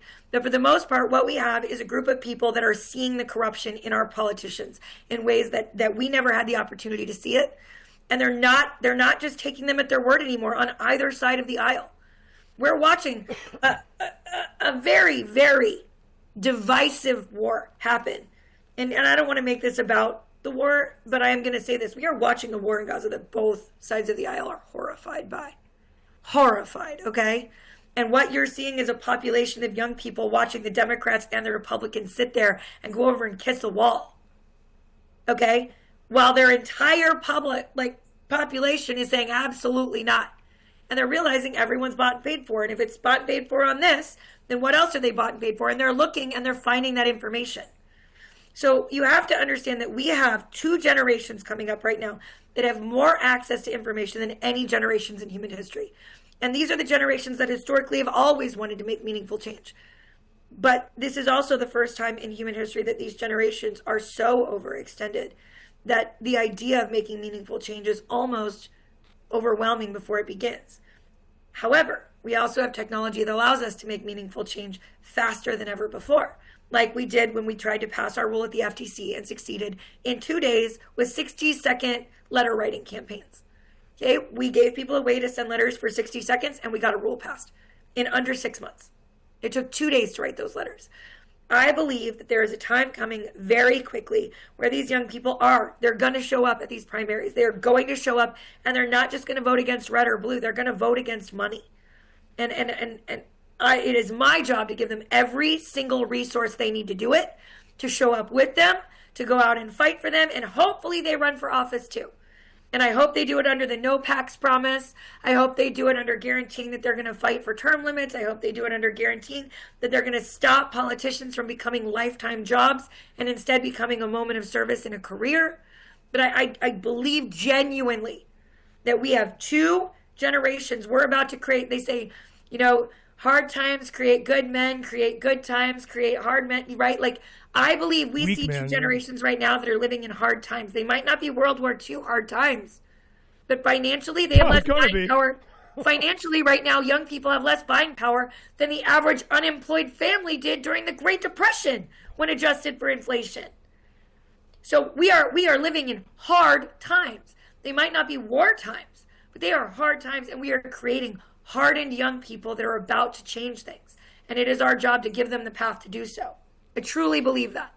There's always, I go on a lot about Generation Next. Generation X, Y, Z, A, whatever. It's Generation Next. There's always a Generation Next. Here it comes.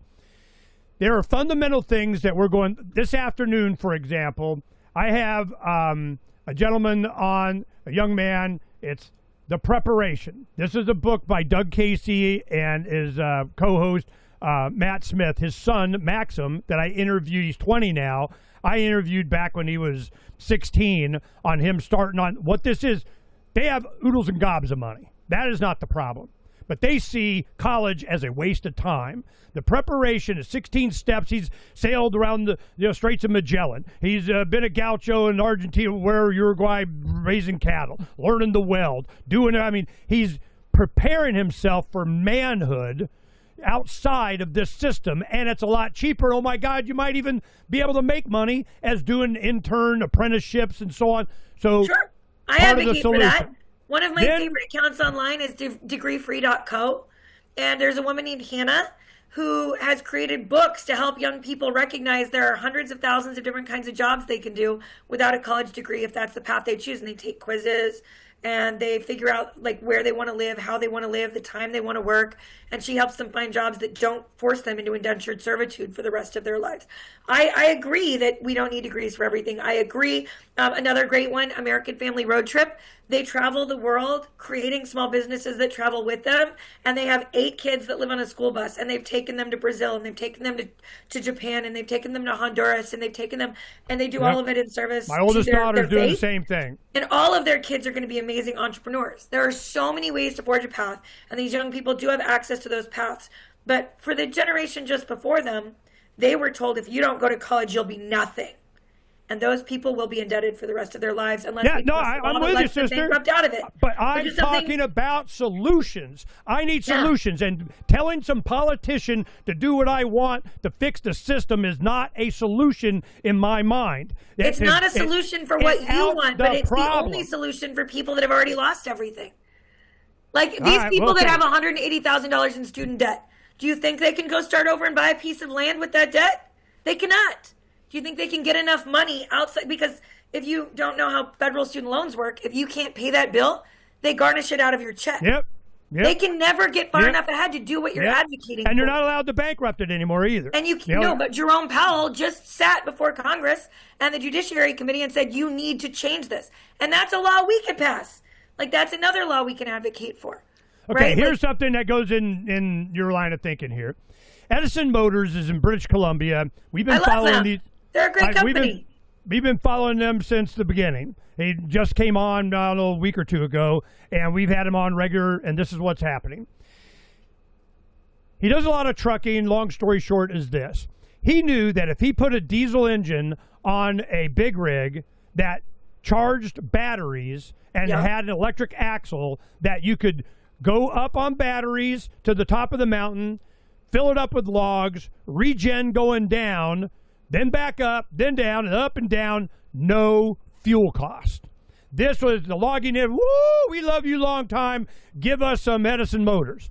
So he goes in, first mistake, he goes to government, well, there's some subsidy kind of what, nope, you're not allowed, you're doing it wrong, unless you pay the people that are giving out the subsidy, you pay us 20% of whatever, you'll get it, and kind of we will assure and make sure. Yeah, there's a lot corruption. of kickback schemes in Canada's sort of rife with too. So then he goes in, well, we can do, private equity, or, we just raise the money ourselves. Well, if you go an initial public offering, well, you can't invest in unless you got a net worth of, here in America, you got to have 5 million.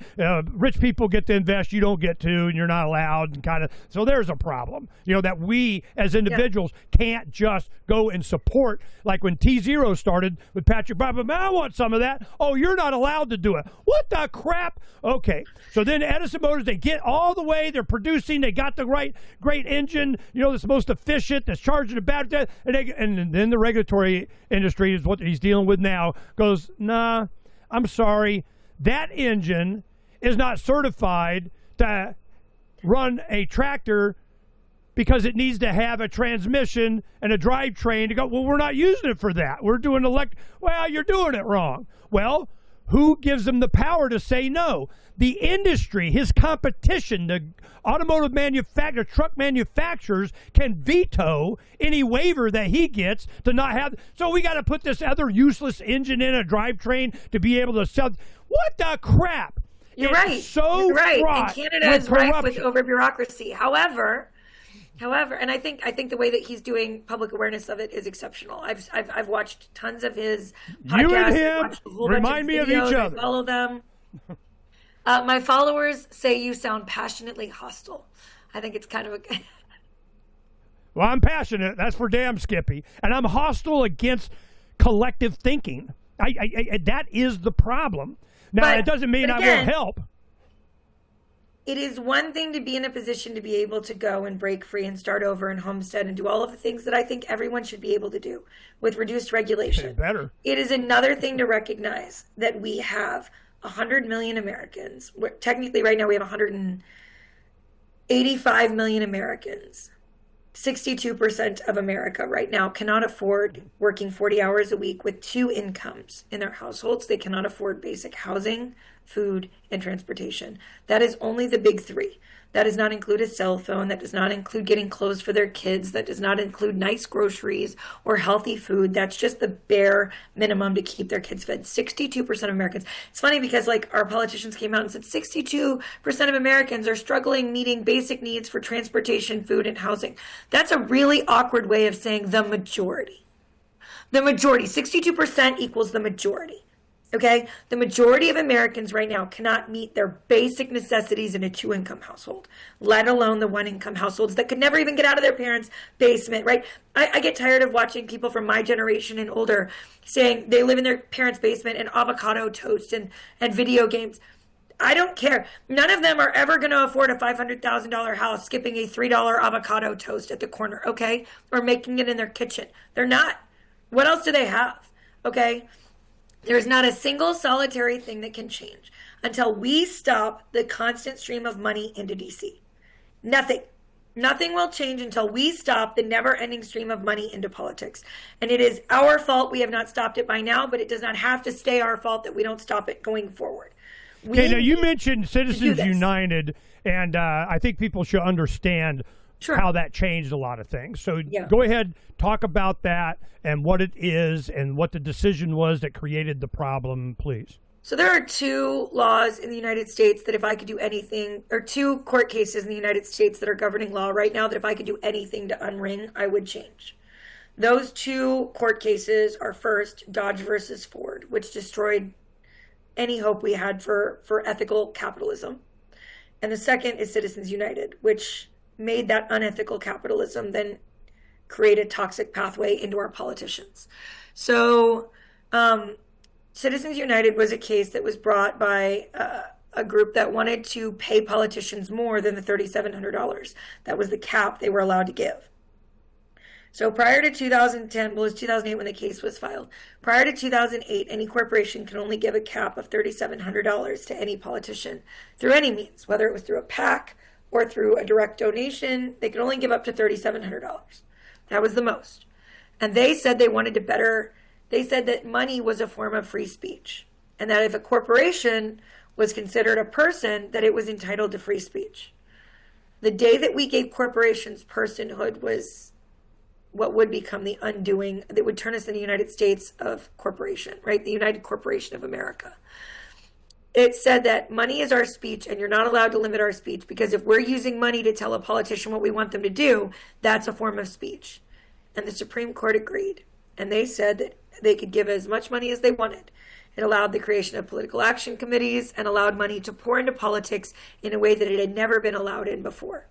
That is why, up until 2008, the most expensive presidential campaign in history was literally $1 million in 2008 by Obama. That was the largest. He was also the first candidate in history to turn down public matching funds to raise as much as he wanted. His campaign was part of the group that wanted to make it where more money could pour into politics.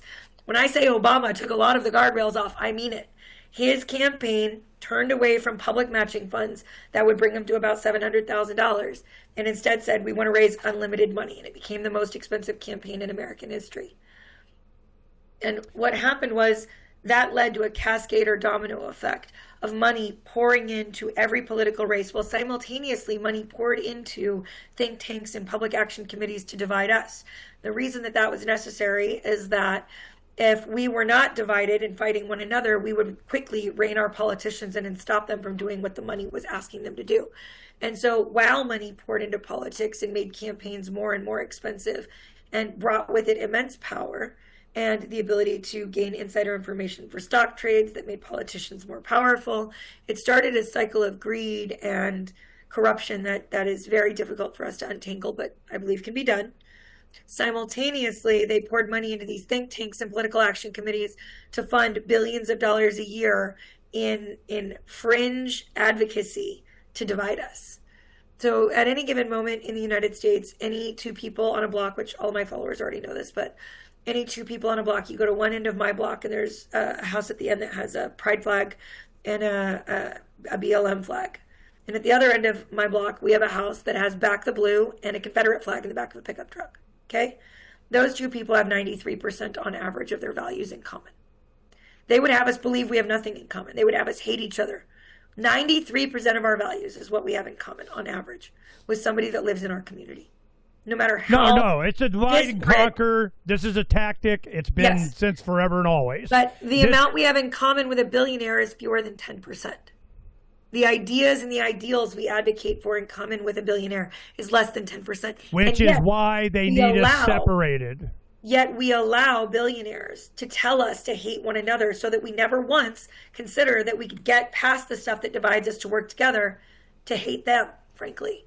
Okay? This is not a left versus right problem, but it is a left versus right created circumstance. They have used left versus right to convince us to hate one another and thereby stop advocating for our communities together. Stop advocating for our states together. Stop advocating for our middle class together, our working class together. And in doing so, have guaranteed that they always get what they want and we never work together to stop them. It's so painfully frustrating because that is what is happening.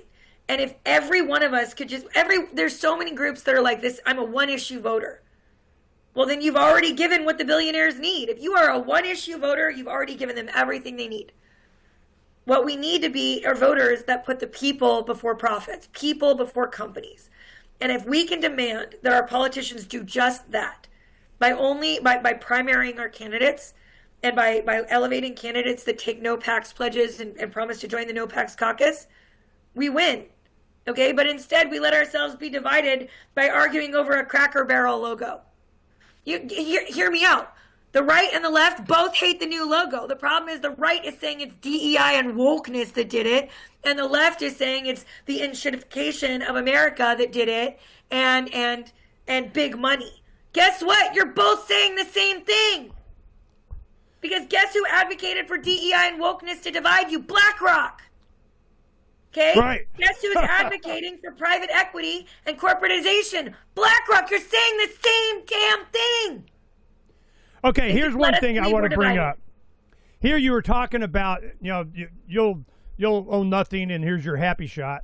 Yep. They have here in Arizona, a libertarian friend of mine is a painter, and he called me out of the blue, and he just goes, Ernie, all the new houses in the East Valley out here are owned by BlackRock, or Blackstone. or whatever. Yeah, Blackstone, not BlackRock. And he goes, it's just all this. They're building them to lease them out. Yep. You're not even allowed to buy them. And I'm going, wow, that's interesting. Now, of course, they're going to set, whatever, the lease is going to be and so on. Now, for your passionate hostility, people, I want you to understand, I have been doing this for a long time. Yeah. There has been a lot. Tiffany and I met at Ron Paul's 90th birthday party a couple weeks ago in Texas. We did. I am the one that created this. I love that. I this love is- that logo. Hold on, leave it up. I'm going to show my followers. This is The what Ron Paul Revolution logo. I loved that campaign. Great job, this is dude. what That's I amazing. do. So in the beginning, now of course, what do they want? The campaign. A lot of Ernie, because I knew Ron Paul. He had spoken at our Freedom Summit. Like over a dozen over the years, we've done Freedom Summits. A lot of the big names that you know now that nobody knew back then. Like Peter Schiff, Ron Paul, Lou Rockwell, Walter Block, Doug Casey. I mean, people that, damn, man, you knew that. No, we knew them before they were household names. They were advocating libertarianism, okay? I knew when Ron ran that they were going, well, you're really a libertarian. He goes, yeah, and you're really communist. I mean, he wasn't going to back away from it. So we knew we could put our head down and plow and because this logo, that Levolution, was one of my signs for my campaign for Secretary of State in 2006. So I knew how popular this was. You have no idea how many tattoos that I take selfies with of people having it all over their bodies. In fact, at Ron Paul's birthday, I have a picture of two guys that have it on their forearm, shaking hands with both of them showing. So this is the commitment that I have towards freedom. We are in the love bus. When early 2020 and 19, we did vaccine education summits. Dr. Judy Mikovits on all the time. Dale Bigtree. Hold on, I'm going to move my phone away. I'm not trying to get my live stream banned. Go ahead. All right. So I wanted to make sure that we understood what was coming. So we knew what was coming. So we went on the Love Bus Liberty Tour, which is traveling the country, doing sign, everywhere a sign, for just this kind of activism, that resistance is not futile. No, it's not. Of course. Me and my wife lived in a bus for 5 years, and we had a 2-acre horse property, nice pool, kind of whatever. No, we see what's coming. This is important. We have to let people know resistance is not futile. And the reason I knew it was coming is because Big Pharma came up and they go to legislators and they said, we got $1 million grant for anyone that creates legislation that creates a mandate for vaccines or eliminates an exemption. $1 million grant, okay? And I go, well, guess what's coming? So we bought this bus, we had it all, put the studio in it, got it all, and we traveled the country for years, back and forth. The daycares, the nursing homes, the gyms, the small restaurants, the taverns, all the lockdown, sign, everywhere a sign. And people to show that you can resist. Yeah. So I'm an activist. Don't think I don't, but what's the solution? I don't think anybody thinks that. Ernest, I'm going to need to take a break for 2 minutes. I need to go to the rescue. I'll rant. We've been going for 2.5 hours. I'm going to need a minute. Go, man. It gives me a chance to rant. Woo! Don't talk about the jab because I don't have you muted. I don't want to get taken down. Oh, see. This We is one have thing. a euphemistic language we use to talk about such things. I understand. Moderators, hold it down for me. I'll be back in 2 minutes. Well, what happened was when we were at the house in Texas, one of the roommates there were friends, a bunch of us, and one was Luke Radowski. We are change. Well, he doesn't say the C word, that kind of. So he doesn't say it. It's cornholio disease or it's whatever, and you can't say the V word. You can't. Man, I'm like, oh, man, I got a bus. I do not play that game. So it is, but then, of course, we don't have as large a metrics or audience than, but I put up all of our activism. Certainly you can see with, Freedom's Phoenix that we do in the show and, pirateswithoutborders.com, Occupy the Land. I mean, I'm an activist. So the reason I bring that up is so that you understand I'm invested. I got 4 kids and 12 grandkids. This is serious. I've been doing this for 40 years. Man, put me up against lawsuit, bring it. Because I understand that it is the controversy creates the commitment. I need that controversy. I need to have the people paying attention. And when do they pay attention? For 3 months, every 2 years. It starts at about, August, July, or something in the summer. Certainly by, you get Labor Day going, and then, all right, I'll start looking at web pages and candidates and issues and whatever, and I vote that person. Well, that needs to matter. It needs to count. And I've known for a long time that it is manipulated, it is corrupt, it is already decided, and if you haven't been paying attention, not my problem. There's a truth button out there on your keyboard that you can go find the truth if you want to, or you just get your bias confirmed. You conspiracy nut, all these they, them, those, they do because they can. They take and rip off every freaking extra dime that they can, but they wouldn't do election fraud because that'd be wrong. Seriously? That's where they start. Since forever. If they can, they are. It's the voting political process that is the problem. So, what they can't censor is a sign.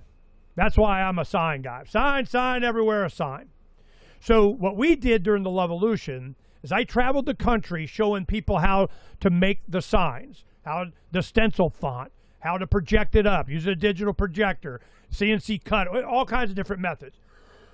And we all taught each other different materials that do this. Long story. I would go wherever Ron Paul was speaking, there was a debate, whatever, local young kids, teenagers, and we would make hundreds of signs, put them all up. And then I remember talking to Ron Paul. He goes, we were in Washington, I was visiting him, and I go, well, what did your colleagues think? And he goes, we come back from the first summer break in 2007, and legislators, congressmen around, they're going, Ron, what the crap? I go back and we see them, what the shit? How'd you do this? What motivated me? You're an old 70 whatever. You got these young teenagers and their grandfathers doing, what the secret? And they had a vote, and it was 400 and whatever to 1. And he looks up and he goes, that's why. He has been consistent for all this time. I am willing, I'm building up to you here, Tiffany.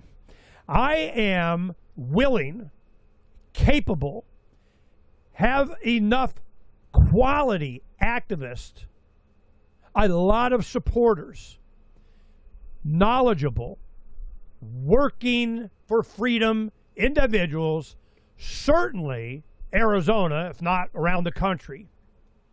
Like we took on, David Webb's The Great Taking, made a big deal out of that, did a lot of stuff.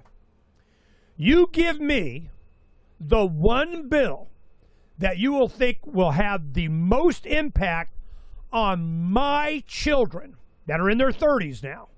They came up, with the Levolution kind of stuff. They're all excited and everything. And you can see you were kind of, it was kind of the old guard. There was a lot of the 08, some 12 at Ron's birthday party. It was great to see you there. But I offer this to you. You come up with a good initiative that doesn't violate libertarian principle all over the place, that will target, I'll make sure it gets filed.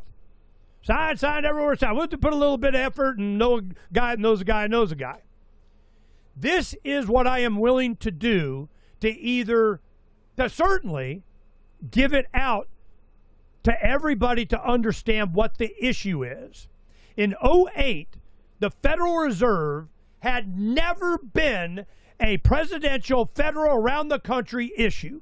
When they go, we got to audit the Fed, it was the revolutionaries screaming in the Fed. Ignore the Fed. I don't give a shit about the Fed.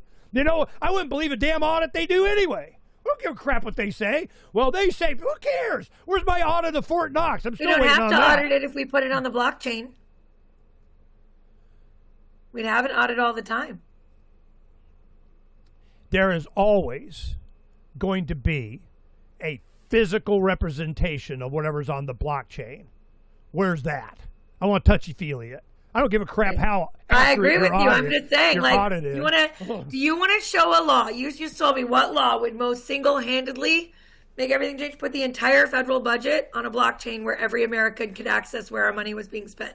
When I tell you people would riot in the streets every day for years, literally every American would be rioting in the streets if we could actually see the federal budget. We exposed USAID and everything like, yeah, whatever. We knew that was going on anyway. It's such a small thing, dude. It's such a small thing. Audit the Pentagon. You want to talk about where our money's going? Go audit a Pentagon. Okay. So that's what you want? $1 trillion budget. They lost $2.5 trillion. You want a blockchain Arizona budget? You want to do that? I'm down. Let's do it. I mean, what is it? Give me one that you think was going to make the biggest impact on Arizona, because it's always Arizona. I mean, it's Arizona. It is not purple. It's not blue. It's red as hell. It's libertarian as hell. And I live in Maryland where everything's blue as hell. Right. So, here it's, they made it, we got a Democrat. No, we didn't. That was total BS. And everybody knows it. We know. So, with that said, and the capability that we have, the passion that we have, the kids and grandkids that Donna and I have, what legislation, what initiative you're going to send me, you want me to go down is going to fix it. And to me, it's more about the awareness, general public opinion, the understanding, the 26 election cycle. Are you for or against this? And then whatever they say is a lie anyway. I don't believe anything they say. But this is something that people will understand, that's clear and clean and effective. What would that be? Lobby me. The most impactful thing that any of us could do would not just be a bill, it would be a constitutional amendment. We need to host a constitutional Congress and ban corporation spend in politics. Okay. Period. Say that again. What? The most important initiative any of us could do would be to convene a constitutional Congress or in Congress to begin the process of passing a constitutional amendment, which would take a ratification of 2/3 of the states, to ban corporations spending money in politics. Okay. And it takes a constitutional amendment because of Citizens United. Or we could seek to overturn it, but it seems unlikely because most of the politicians, all of the justices that were chosen were put there by people that take money from politicians, from the politicians that take money from corporations. Let me send up a big red flag. Pass a constitutional amendment. Constitutional amendment, dude, peace out, not whatever. Constitutional convention is what they, them, those have been wanting since forever. Sure. Once you open up that convention, the real money, the real problem, you might as well kiss this Constitution goodbye. Again, you don't have to convene a constitutional convention to do it. You can do it by starting it as a law and then getting it ratified by the states as an amendment. You don't have to convene a constitutional convention to pass a constitutional amendment. But we could if we wanted to do it as citizens and try to circumvent. But what we can do is create a pledge. Again, no PACs. The no PACs pledge is that we go and we primary all of these politicians and we instead vote for people in the primaries that take the no PACs pledge to say that they will support that constitutional amendment. There are already a bunch of them that do. People like Ro Khanna and Thomas Massie support that now. Rand Paul supports that now. There are already 12 members in Congress that are part of the no PACs. Supports a constitutional convention. Is that what you're saying? They're supporting passing the constitutional amendment. You don't need a convention to pass the amendment if you can get Congress to pass the law and then take it to the states and put it on their ballots. It would take about a year and a half, but we could do it if it goes to the ballots of all 50 states. Let me give you a little bit of history. Of them approve it. I understand. I want to make sure your audience gets a little bit of history. They understand how it really happened, okay? When they did the Equal Rights Amendment thing, this was, we got to have a constitutional amendment, equal rights, constitutional. Sure. They didn't get the 30. You need like 32, 33 states for that to be able to call a convention to be able to do that. They couldn't get that. So then they go, well, balanced budget. No. Then it was abortion. We need a constitutional convention on abortion. Then we need a balanced budget. They kept doing it, 3 different efforts to try and get a constitutional convention where they, them, those, the Ford Foundation, the Build a Secret Handshake people had already had, it's called the new Constitution for the United States of America. They already had what they wanted. Rights became privileges. You're regulated under whatever the hell. Hell no. But what they did is they needed to get to that 33rd state kind of thing, and they had like 32. Well, then it got to where they got Florida, and they're like, whoa, man, they're really trying to do this. Nevada came up, and they said, you know what? We are going to pass legislation that rescinds our call for a constitutional convention and strips any record that we ever even called for it. Whoa, they freaked out. Whoa, you can't do that. You're not allowed, and kind of ouch quit it. And here come the John Birch Society and them and everything, and they're trying to take over the Constitution, which, if they can, they are. Just saying, okay? So when they did that, we did an initiative that said Arizona rescinds our call for a constitutional convention and wipes out any record that we ever... You want to get ALEC involved, American Legislative Exchange Council? Woo! Here they come. So this is my experience with ALEC, that and a bunch of other initiatives that we did. They, them, those want a constitutional convention. That opens it up to change whatever they want in the name of gun control, in the name of whatever the hell they want to do. Because the founders understood. They dealt with the crown up close and personal. Their nose to the grindstone on this stuff. They understood the psychology of the elite. If they can, they will. When they created the Declaration of Independence, the purpose of government is defense of individual rights. You don't do that, it's time to alter, abolish. It's your right, it's your duty. Sign me up. Decade later, they do the Constitution. The revolutionaries at the time, not a lot of the Declaration signers were even at the Constitutional Convention. So then they go, oh, you want another revolution? Which the Whiskey Rebellion in Pennsylvania was kind of part of that. Right, and let me finish. What they did is they created the 10 thou shalt nots of government, the Bill of Rights. We want to take away the power for them to do this kind of stuff. You lose that, here it goes. So I'm just saying. But Article 5 allows 2 routes to do this. No, I understand. I just there's want to make 2 sure routes, right? One, you can convene a constitutional convention where 2/3 of the legislatures in the states circumvent Congress. Okay, that's how you convene a constitutional convention. 2/3 of the legislatures in the states say, we're going to overrule you guys, and we're going to do it without you through state majority. Alternatively, you can get 2/3 of Congress to ratify a potential amendment, and then you send it to the states where 38 of the state's citizens have to vote for it. Let me tell you, do you know what the percentage is of people that approve of money being removed from politics in the United States right now, the percentage of voters? I don't know, all of them. 98.7. 98.7% of Americans support it would pass in every state with flying colors, which is why, of course, our politicians aren't putting it up. But we could primary people under the No Pax Promise and send people to Congress that are choosing to support this. We can do that. We can do that. Now, can you just think about the arguments we're talking about here, okay? Let's talk about it. So we get, let's say, 20 members of Congress that are talking about it, and they have to debate these other people.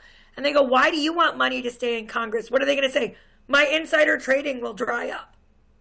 They're going to say, I need big oil to give me money so I know what they want. Big oil can talk to you anyway. What does the money have to do with it? The idea that there's a single argument that any politician could reasonably make that wouldn't make them look like somebody that had to be removed in the next election is preposterous. Okay? So we have 2 paths. Yes, 2/3 of the states can convene a constitutional convention. And there may come a moment where that is necessary, right? But Article 5 gives us two paths. And the other path is simply to get politicians that agree we need money out of politics. It's a crazy idea. I hate to break it to you. Like, a lot of young people are looking at our politics right now and going, I better run. I better do something. And they're not gonna do this. They're not gonna take it because they've watched what it's done. Like, there comes a breaking point in every society where you either have revolution and an irreparable fracture, or you have a vast correction. We are very quickly approaching a moment Fourth where turning. one of those two things is going to happen. I personally choose the path that puts everyday Americans out here primarying bought and paid for politicians so that we can right this ship and start to fix some of the damage that's been done. Okay, And hopefully I think the world wants us to do that too. I don't think the world wants revolution in America. Okay? Too much of the world is dependent on our success. we need a revolution between the years. A revolution between the ears is what we have right now. All you have to, like, any person that is, again, my age or older, that doesn't think that that's what's happening, doesn't understand how social media actually works. There's plenty of propaganda on there, but they're seeing through it. The young people are not buying it anymore. Now, they're still buying a lot of partisanship. There's enough propaganda to keep them partisan on some stuff. But more and more of them are waking up, and they are flocking to the middle. There's a reason. I tell you, when 80% of Americans say they're independent at this point.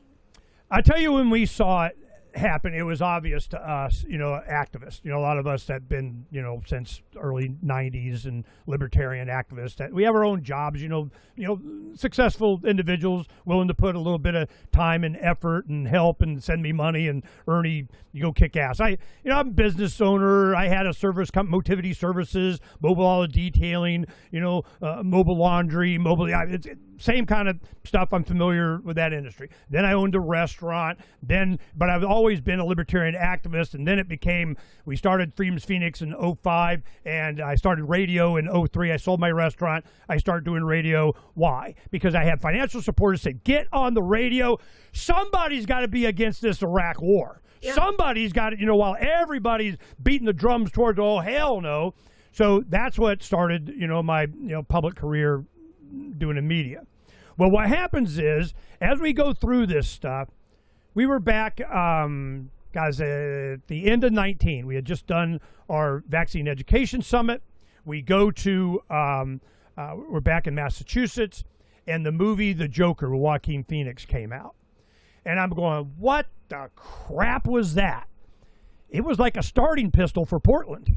It was this in the streets, separation of, and the man sucks, and we're going to whatever. And I'm going, yep, here it comes. Well, they, them, those did not disappoint.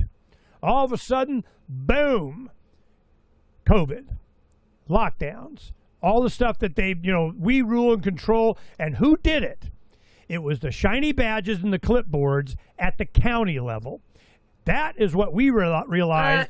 It was also at the executive level with Trump, and then it was at the executive level with Biden, and then it was all of our politicians. Oh, yeah, no, warp speed. He's so proud until everybody booed him, and then he just kind of figured it out.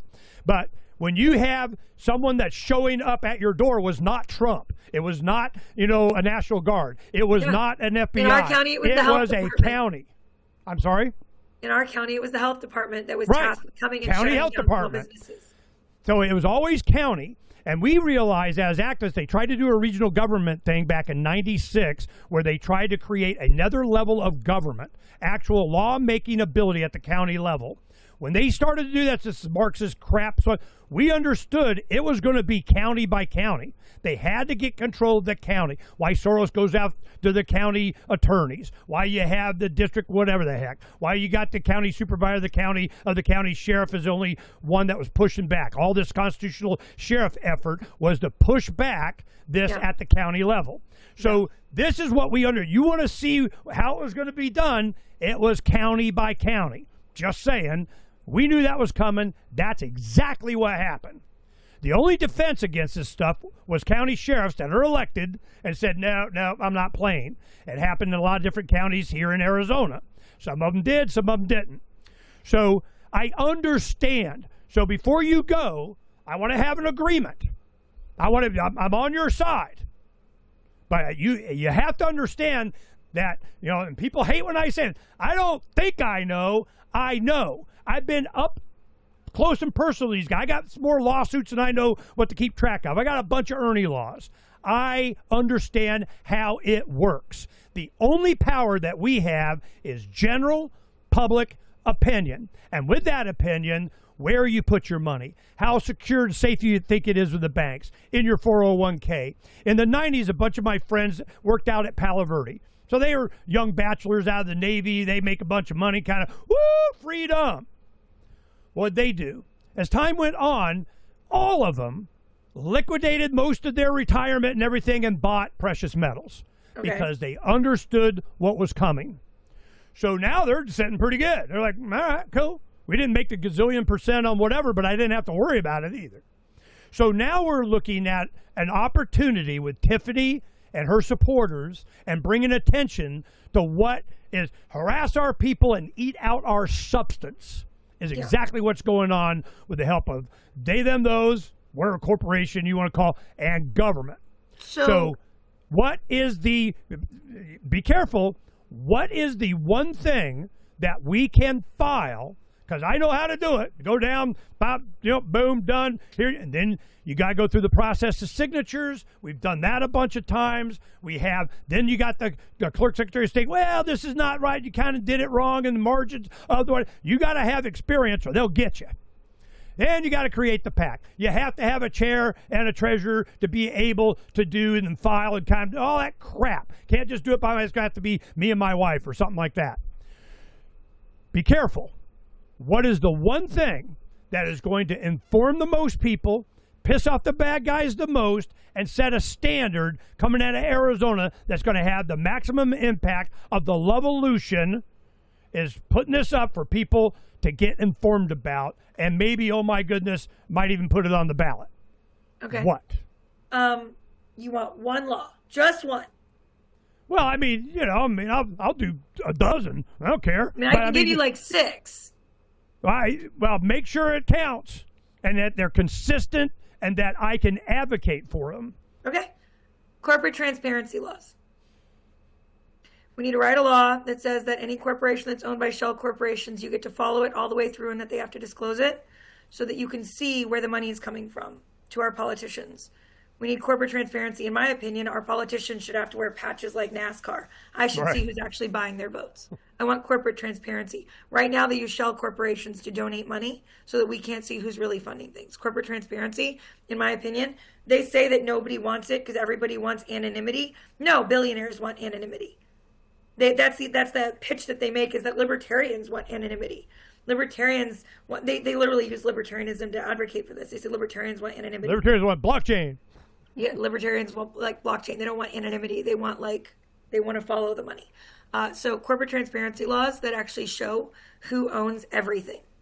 I want to know who owns everything. I want to know where the money's going. I want to know what's pouring through our banks. I want to know where it's going. BlackRock doesn't own everything. They own parts of everything, right?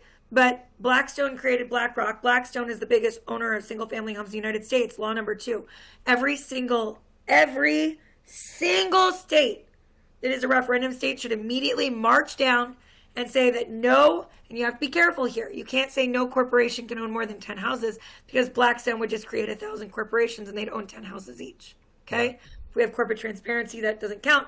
What we should say is we have chain of ownership where no corporation can own houses. And we want to have a carve out for like churches that can own like a house for their nuns. You want to have a small carve out for like if a boarding school needs to have a facility for kids to live in because they're like a school for the deaf. You want that covered. But corporations do not need to own homes, period. They don't need to. Get them out of it, okay? Law number 2. Constitutional amendment to get money out of politics and say you can do it 3 different ways, all right? So the first way you can do it is you can say that money does not equal speech. That's one possibility, although then people couldn't give money, right? They wouldn't have that protection. Alternatively, what you really want to do is you want to say that the companies don't have the rights of citizens. They don't have constitutional rights. Why should a corporation get the right of a citizen? And why is a corporation get more rights than citizens because they can afford to fight for them? So in my opinion, we should say corporations do not have the rights of citizens. They're not guaranteed constitutional rights. Okay? Obvious choice for me. Okay, that's a very simple law that we should be passing. 3, In my opinion, we should pass a law that says all bills in Congress and in every legislature have to be single item bills. I hate a million things that Maryland does. That's the one thing we do right. Definitely that. Every single bill in Maryland is a one item bill. Every single one. They don't pass any of the ones I like, but they're all single item bills. Every state should be the same. Congress should be mandated. That law should be passed today. Term limits in Congress, today. Today. No more than 12 years. These are not state initiatives. No more than 8 years in the House. Rotating. Every 6 years. Go. Get them out. No insider trading in Congress. That should have been done. That should have long since been done. No insider trading in Congress. Josh Hawley has a bill in right now to do that. And watching these billionaires tripping over themselves to advocate against it, we only make $174,000. We're not going to get any good candidates if they can't insider trade. Go then. Home. Go home. We don't need you here. We'll go get someone else. We don't want you here so you can get more powerful and screw your citizens. If your argument is we're not going to get people like you anymore, get them out. We don't need you. Okay? You get $174,000 a year. There's a creator online called The Older Millennial. Very divisive. Super Republican. I like his. Members of Congress only get paid the average mean salary of the households they serve. You know how much they'd be working for making things better in their state if they only got paid what their citizens get? My God. Now that's an unlikely one to pass. We're not going to get that to pass. So again, corporations are not citizens. They don't get constitutional rights. Corporate transparency. I want to know where the money is. I want to know who owns what. No more shell corporations. But which one are these a state action? You can absolutely go into a state action on not owning homes. No corporations can own homes in your state today. You can do that right now. You can also pass a corporate transparency law in your state. What'll happen is all of the business-friendly politicians are going to come out and go, you'll make it too hard to do business here. If it's too hard to do business because you're not anonymous, your business isn't on the up and up. If you have to hide who's doing your business is shady as hell, and it shouldn't be here. Okay? But right now, no home ownership. Okay? Simple. Now, there's some opening. Now, here's the most important one. Okay? Requires a rewriting of the tax code. Not all of it, just a small part. Every state should be doing this. Right now, every state gets lobbied to by like Amazon and Meta to get huge tax breaks for bringing so many jobs to their community for your data centers. Guess what? They need their data center more than you need those jobs, because data centers get run by like 20 people and use 500 gallons of water a year in a small one. 500 million gallons of water a year. Sorry. Yeah, right. Trillions of gallons of water a year in a large one, okay? Hear me out. Corporations only get state and federal tax cuts, and you can do this at the state level and we can do it at the federal level, based on the money they reinvest for the creation of infrastructure, jobs, and investment in the United States. Right now, they get to write off private jets. They get to write off eliminating jobs, creating efficiencies. They get to write off debt, okay? They get to write off loans they take out to buy private jets. But not a single not a single tax break is tied to how many jobs they create. Not one tax break is tied to how much they invest in keeping their businesses in America. And we should penalize, like if we can't eliminate homeownership in the non-referendum states, which I still think we should first, we should penalize home ownership by corporations. So every home they buy, the taxes go up. And once it passes 10 homes in the corporate chain, it's 100% taxes on the sale price or 100% taxes on the money they make. Get rid of it. Corporations don't need to own our houses. We do not have a housing crisis. We have a corporate ownership crisis that wants to create a renters class. We should be worried right now. We should not allow our legislators to financially benefit from the companies that they oversee. Right now, BlackRock owns 81% of control and State Street owns 19% of control of the entire federal pension. That means the president's pension, the senator's pensions, the Secretary of State's pension, Anthony Fauci's pension. BlackRock controls 81% of it. State Street controls 19% of it. That means if any member of Congress makes a choice that harms BlackRock or State Street, they're undermining the long-term financial success of their entire employment team. Okay? They shouldn't be allowed to do that. And we should also pass a law that mandates that all federal pensions are diversified in a blind trust so they don't know who they're serving. Why do they get to know who controls their retirement? Why do they get to know that? It's not good. Politicians should not be allowed to own stocks. All of these things are things that we can do. But limiting tax incentives to what actually creates jobs and invests in your community, and stopping tax incentives for offshoring jobs, taking on debt, leveraged buyouts, and carried interest loopholes, there is no reason a company that just strip mined 600,000 jobs out of the American economy through Party City and Joann's should get a tax break because they bought it with debt that the company didn't need because it was owned free and clear before. Why are they paying a quarter of the taxes I pay? That's okay, insane. let me ask a question. Yeah, go ahead. I have, brother-in-law. He's just started investing in multifamily homes for at Brown University that he went to. Sure. And he's, I'm absolutely sure he created an LLC. Absolutely, you did. You know, it is a corporation. Is he allowed to buy homes? If you're talking about apartment complexes, those are not single-family homes. Multi-units are not single-family Well, what about homes. single-family homes? I mean, I created an LLC. I want to buy This is the single-family excuse homes. that Blackstone will use, is that small investors will be hurt too. If you want to cap it at 10 homes, but you have to cap it at 10 homes through the entire corporate ownership. Like, you can't own shell corporations that own 10 homes each. Okay? We have to make a decision about what we care about in this country. There are lots of ways Americans can invest in businesses, but a roof over our heads should not be chief among them. That's something people need to exist. I am for solutions. I'm not here, advocating for the corporation. Hopefully I've not come off as, the strip mining of the middle class and everybody. But what I have realized in my semi-advanced years, those are the grindstone. You're dealing with people that don't care. I'm just saying, they don't care that Why you should they? go into poverty. They don't care that Why you die. should they don't care when they know we're going to vote how we're told? Why should they care? So, the solution, in my opinion, is not necessarily legislation. You could pass a law, they'll change the law, they'll get around the law, they'll circumvent the law, they'll challenge the law, it'll be whatever, that's the law. The law, schma, whatever, we're going to, whatever. So it is awareness. Now, filing an initiative on a certain thing or something that I can kind of, not lose my libertarian card with the mind of the people. I mean, because, my brand of anarcho-capitalist voluntarian leave me alonist, that I need to be able to argue something that's going to be an advocation for freedom. See, my thing is... Let me give you the argument you all right, need. let me give you an example. When I want my retirement and I take it out and I want to go buy silver with, not allowed. You can transfer it and go get an ETF. And why is it allowed? What do you got to do? You got to pay tax penalties. Those passed the law. That's why. Tax penalties. And I'm just going, what the crap? So my, I don't want to say anyway, Manhattan brother-in-law. And after 2008, all of a sudden I'm Wall Street. I think I need to.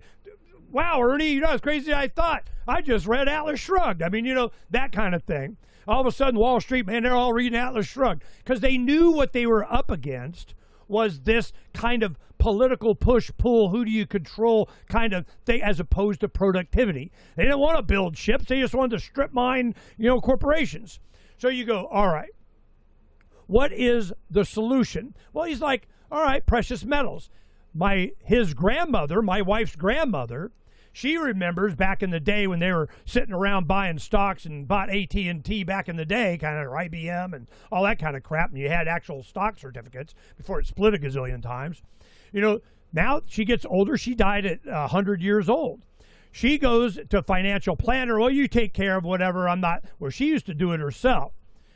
She was the only one in my extended family that understood what I was talking about. When this 2008-09 thing was coming, I'm telling you, it's going. It's going. Getting the precious metals, it's going. It's going. So she does. The people that were the professionals in the family, they're like, okay, well, maybe you mean I can't? I'm not allowed to go? I can't? I don't have a mechanism by which yeah. But That's Ernest, how bad it is. we're back to the place where I'm telling you that families don't have to worry about precious metals. Families have to worry about the fact that they can't afford. I went to the grocery store last night. Okay. I'm very lucky. My husband works very hard. He's a federal attorney, which means that he makes less than every attorney in America by like 80%. Okay. Is private sector compatriots are billing at $1,200 an hour. He works very hard. He works overtime. He works very hard to take care of us so that I can afford decent food for my kids. All right. We're paying legal bills for all of the fight I have with private equity. I went to the grocery store last night. I bought mostly stuff that was yellow tagged. That means it was about to go bad. So you buy it and you cook it in the next few days. I wanted to buy enough food for 3 meals. 3. Okay. I had 3 meals I had planned. I also needed milk. I needed some snacks for my kids for food for lunch. I bought 3.5 grocery bags. One of them was just salad to the top. It was 4 big tubs of salad. It was organic salad, in all fairness, but they were marked down through yellow tags. I did not buy almost any meat. I bought 3 little trays of meatballs from my son's favorite meatball place, and I bought 4 packages of Amilu burgers that they're discontinuing, chicken burgers that they're discontinuing, because they got bought by a mega corporation and they're redoing the packaging and probably making the quality of the ingredients go way down. But right now they're chemical free. They only have whole ingredients in them. So I bought, and they were marked down to half price. So I got 3 trays of 12 meatballs each, and I got 8 chicken burgers. My 3.5 bags of groceries was $187. Yeah, I was thinking like mostly yellow tagged. That included me using a $10 coupon from the money I spent last month that was in my rewards program, and 3 physical coupons. There is not a mom I know on planet Earth right now that can make a decision to go buy precious metals when she can't buy milk. We have a cart horse problem, okay? Precious metals sounds great for somebody that's trying to get to retirement because they believe that's coming for them. What I am telling you is that 90% of people under the age of 40 believe retirement is never coming for them. And all they want to do is feed their kids. I spent $178. This is okay, let me be very clear. I want to be very clear on this. If you're sitting in a 401k and your retirement of the 3% matched by the corporation of it sitting over, it's gone. It's gone. Get it out. Get into something, come on, land, build, make a garden, whatever. I just told everybody this. It's not there. It's I was on InfoWars. Targeted. Tiffany, I want to make it clear to people so that they understand. If you think that I need to get my bills down, I need to be able to make rent. I understand. I understand. Generation Next, whatever, right now, they're screwed. I'm just telling you. But we have to act for them. We have to act with them and for them. Kids, grandkids, I'm down. I'm ready to help. I am ready and able to help you accomplish what we both want. And awareness, a general public opinion of what the real problem is, and to fix what we can while getting our mind right of it is not going to be fixed long term, that they, them, those, and the bad guys are targeting America because that's where the money. Why do you rob banks? Because that's where the money is, dummy. Well, why are they going after the equity that we have in our retirement, that we have in a stock market, that we have accumulated? Because that's where the money is. And here they, them, those come. For the last 3 months, all I've done is advocate for people to stop Trump from passing the executive order he passed 2 weeks ago. Okay? 2 weeks up. For the last 3 months, I have been making video after video saying Trump is about to give private equity a $12 trillion bailout with our 401ks. Okay? And I said, you need to stop him. It ended up going... Describe how that mechanism, before you go, describe that mechanism by which, what he did. It's like, they have all these dollars coming back, BRICS doing whatever they're doing. We're going to get into super inflation. If they printed a bunch of money, they want to do more. And here it comes. They're going to lower interest rates, refinance debt, blah, blah, blah, blah, blah. And you want to see gold and silver shoot up? Well, here it comes. And that's after all the manipulation that they've done. This is, they have all the gold sitting in Fort Knox that's supposedly there, God knows. They have it there, priced at $42 an ounce. What happens when they let it go to market? Even then, how many millions of pounds of whatever. Let me finish this. Even then, that entire reserve of gold at today's prices is less than $1 trillion, and we got a 38 whatever $trillion debt. What happened to auditing Fort Knox? I thought we were going to audit Fort Knox. Like I believe him anyway. Ugh. So listen. Let me go back to this real quick. Okay, first of all, it was actually mostly libertarians that allowed this executive order to happen. It was a big libertarian push through the crypto lobby that he piggybacked this on. That's not necessarily libertarian, by the way. I know that there were a bunch of libertarians that were deeply involved in this. I know because I'm outside DC and I attended a whole bunch of the meetings with the crypto caucus, and they did it under libertarian ideals. And they advocated that it was a libertarian perspective that would keep the libertarians locked in for Trump and for the MAGA that follows. But what just happened is that he wrote an executive order that was lobbied for heavily by the crypto caucus, saying that you can now invest your 401k in private assets, like in alternative assets like crypto, which I don't really care if people want to invest in crypto with their 401k. You should be able to put your money where you want to. The problem I have is that on the backside of that initiative, he included that they could now include private equity funds in your target funds. And by allowing private equity funds to be included in your target funds, right now private equity has $4 trillion in assets that they can't sell because they're too over-leveraged with debt, which we talked about earlier. They have $4 trillion, 3.8 to 4.8 trillion. We don't know the exact number. Between 3.8 trillion and 4.8 trillion dollars in assets that they need to flip. Remember I said they only hold things for 3 years, they suck money out and they flip them. And they just don't want to be the one left holding when the hot potato explodes, okay? That's the idea of strip mining and flipping. They don't have any vested interest in the long-term success of these companies. So they have $4 trillion in assets they can't sell. And now their funds are sitting there unable to close out, and they're about to be in breach of their contracts to all the billionaires that invested with them, okay? So they've been lobbying very heavily to Trump to say, hey, people should be allowed to invest in private equity. Look at all this money we've made, all these billionaires. Everyday Americans should get this. Let everyone in on a little secret. If the private equity lobby has to beg a president to pass a law to help the little guy, they're not helping the little guy, okay? What's happening is that they don't have any liquidity because all of their debt that is stacked on those $4 trillion in businesses is stacked in adjustable rate debt. And so they're paying between 12 and 21% on all of the debt in these $4 trillion of assets. And they can no longer afford it. And we're seeing record bankruptcies. 3 years in a row, we've had record private equity bankruptcies. So they can't sell it. All of their biggest investors are trying to get out, and they can't get out because the funds aren't closing. Yale and Harvard are two really good examples. The Yale hedge fund pioneered diversifying an endowment into private assets. And so Yale claims that their endowment is like $48 billion. But it's not. It's actually considered to be grossly overvalued because it's in private equity. Private equity gives you estimated returns, and that's what it shows on your endowment fund. It's the same reason pensions invest here, so it looks artificially inflated so that the regulators stay off their back. So Yale is started to realize that the returns they were actually getting as these funds were closing out were not 200 and 300 and 1,000% returns that were promised in their estimates. They were getting 5% returns and 7% returns, far outpaced by index funds, far outpaced by the general S&P 500, okay?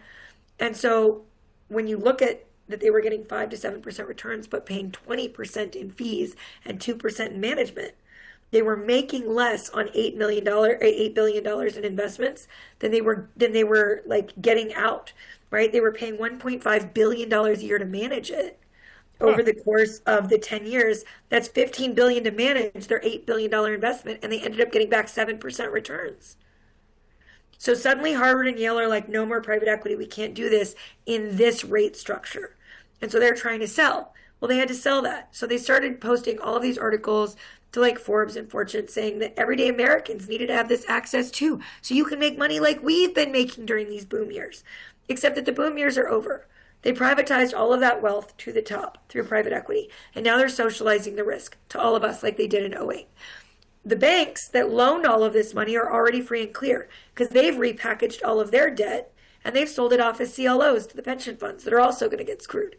And so when Trump added that private equity funds could now be included in target funds, what's going to happen is, let's say that my target fund says I need to retire let's say I want to retire in 2035. Okay, 12 years from now. And they say, okay, we're going to put these 2 private equity funds into your target fund, and they're promising us 300% returns. It's going to be an aggressive investment, but they're saying 300% returns. So we'll put 100,000 in there. You're going to get 300,000 back. It's going to be great. For 10 years, it would look like I had $300,000 there, because private equity doesn't have any laws that require disclosure. And so for 10 years, I would think my retirement was coming for me. And at the end of that 10 years, the money's not there. Because for 10 years, they get to give us estimates. They don't even have to tell us what's in the fund. And because they're allowing it to be included in target funds, we don't get to choose where our money is invested in a target fund. So a lot of people are like, in your 401k, you get to choose where you invest your money. You don't get to see what's in there. You choose low risk, moderate risk, high risk, or a target fund. You can say, I want it in Fidelity, or I want it here. But if it's a target fund, you don't see it. Okay, and they're about to start diversifying the others. Now, key to this is that all this time they could have been doing this technically, but your fund manager had a fiduciary obligation to serve your best interest by law. And so if they diversified you to private equity, and you lost your money because of the high risk nature and the extreme fee structures, you would be able to sue them for failing in their fiduciary obligations to you. So none of them would do it. In this executive order, buried under this happy crypto possibility and this ability now to invest in precious metals, which you can also do now, you are no longer allowed to sue your manager for mismanaging your funds. He gave them immunity for all intents and purposes. Okay? And what the great taking was about is, when your broker goes bankrupt, then your stock is kind of their commodity, their collateral, and it belongs to them. What the crap? So let me just land this plane if I can. So what you have to understand is that they knew this bailout was necessary. There is no big money to be made in private equity at this point, because private equity is over leveraged. And when you strip mine the American economy, that creates a death spiral. When you go into a mountain and you start mining it for minerals, eventually you run out of lithium or cobalt or nickel or whatever you're trying to get out. And eventually you keep digging and the mountain collapses. When you strip mine an economy, the same thing happens, okay? And what we're seeing right now is that they have privatized all of this wealth extraction to the top, where right now, basically 80% of the wealth in the United States is held by the top 10%. It used to be that they had less than 60, okay? And it used to be that the middle class held like 38% of the wealth, and we now hold about 8%. The middle class is shrinking. And because we've allowed money into politics, our politicians are not acting for us. Now, it's great to say we should diversify. Well, guess what? His order allows people to invest their 401ks in precious metals and crypto now. They can do that. My concern is that we have a situation where people are not going to be able to see where their money is being put. They can't get it out because of the tax implications.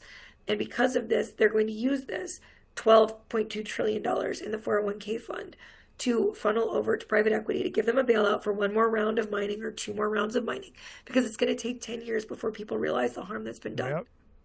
And when that happens, at the same time that our Social Security safety net goes bankrupt, there will be nothing, and there will be revolution. Now, there are things we can do. There are things we cannot do. But getting money out of our politics is essential.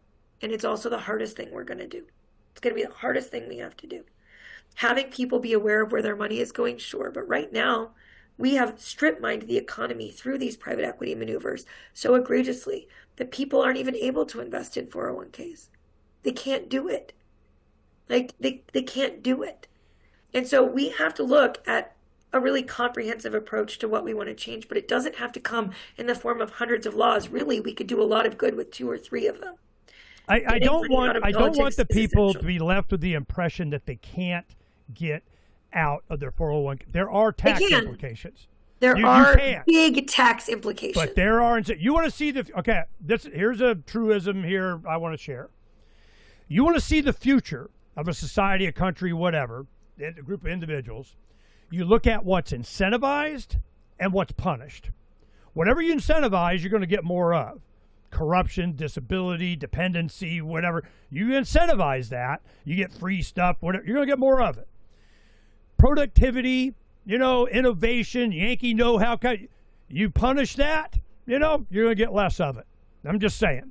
So when you say, well, I want to take out, there's tax implications. You don't want to take your money out that you got this big pile of and put it in like precious metals that shoots up 1,000% or something because you have to pay a tax on. Screw it.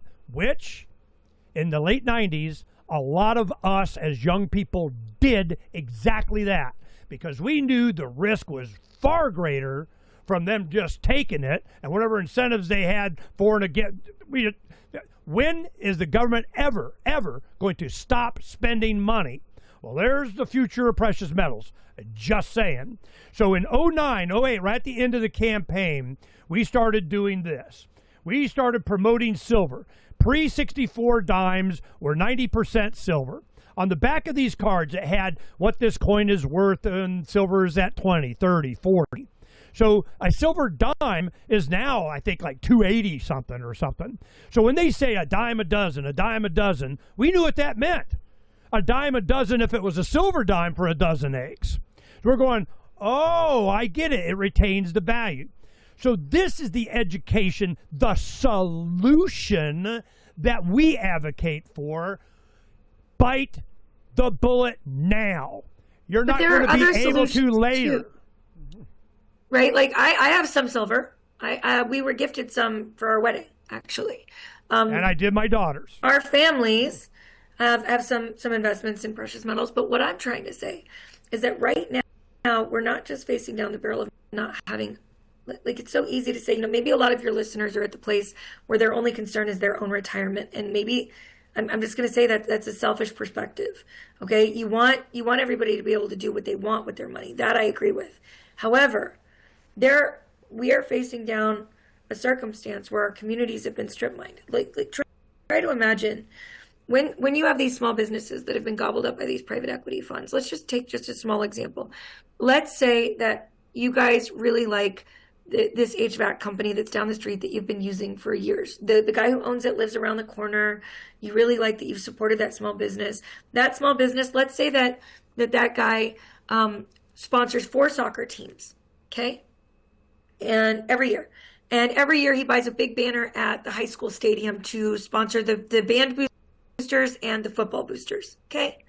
And let's say that simultaneously he does all of his shopping with, like, for his office materials with a local supplier.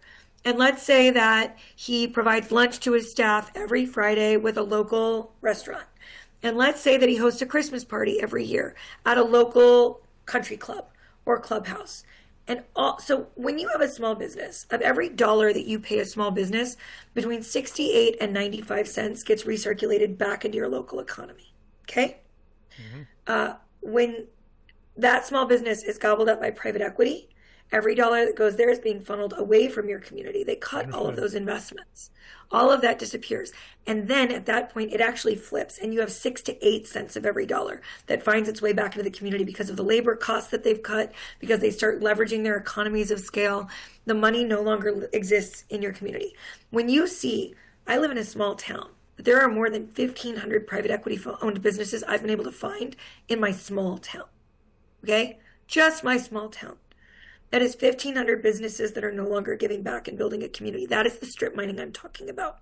When we see in my small town, Party City, Joann's, Payless Shoes, when we see all of these companies, Toys R Us, here's a fun one. In one parking lot, we had Big Lots, Toys R Us, a Babies R Us, we had a Payless Shoes, and we had a Joann's across the street that all have been strip mined by private equity, and Party City, 3 blocks over. All of the small businesses in all of those parking lots have now disappeared because their anchor stores were gone and they went out of business necessarily because they no longer had customers coming in. We are watching the strip mining of every community in America. When you invest in your precious metals, you might be securing your safety, your security, but you're leaving behind an entire economy. You can invest in public benefit corporations. You can invest in ESOPs, employee-owned programs. You can invest in small businesses. You can invest in Kickstarters. You can invest in small businesses for your kids. That's also private equity. It's just not pirate equity, right? Yep. what I am saying is that we can't just look at what we need to do for our own protection and recognize if we want anything left behind for our kids, we have to look further. All right? We have to look further.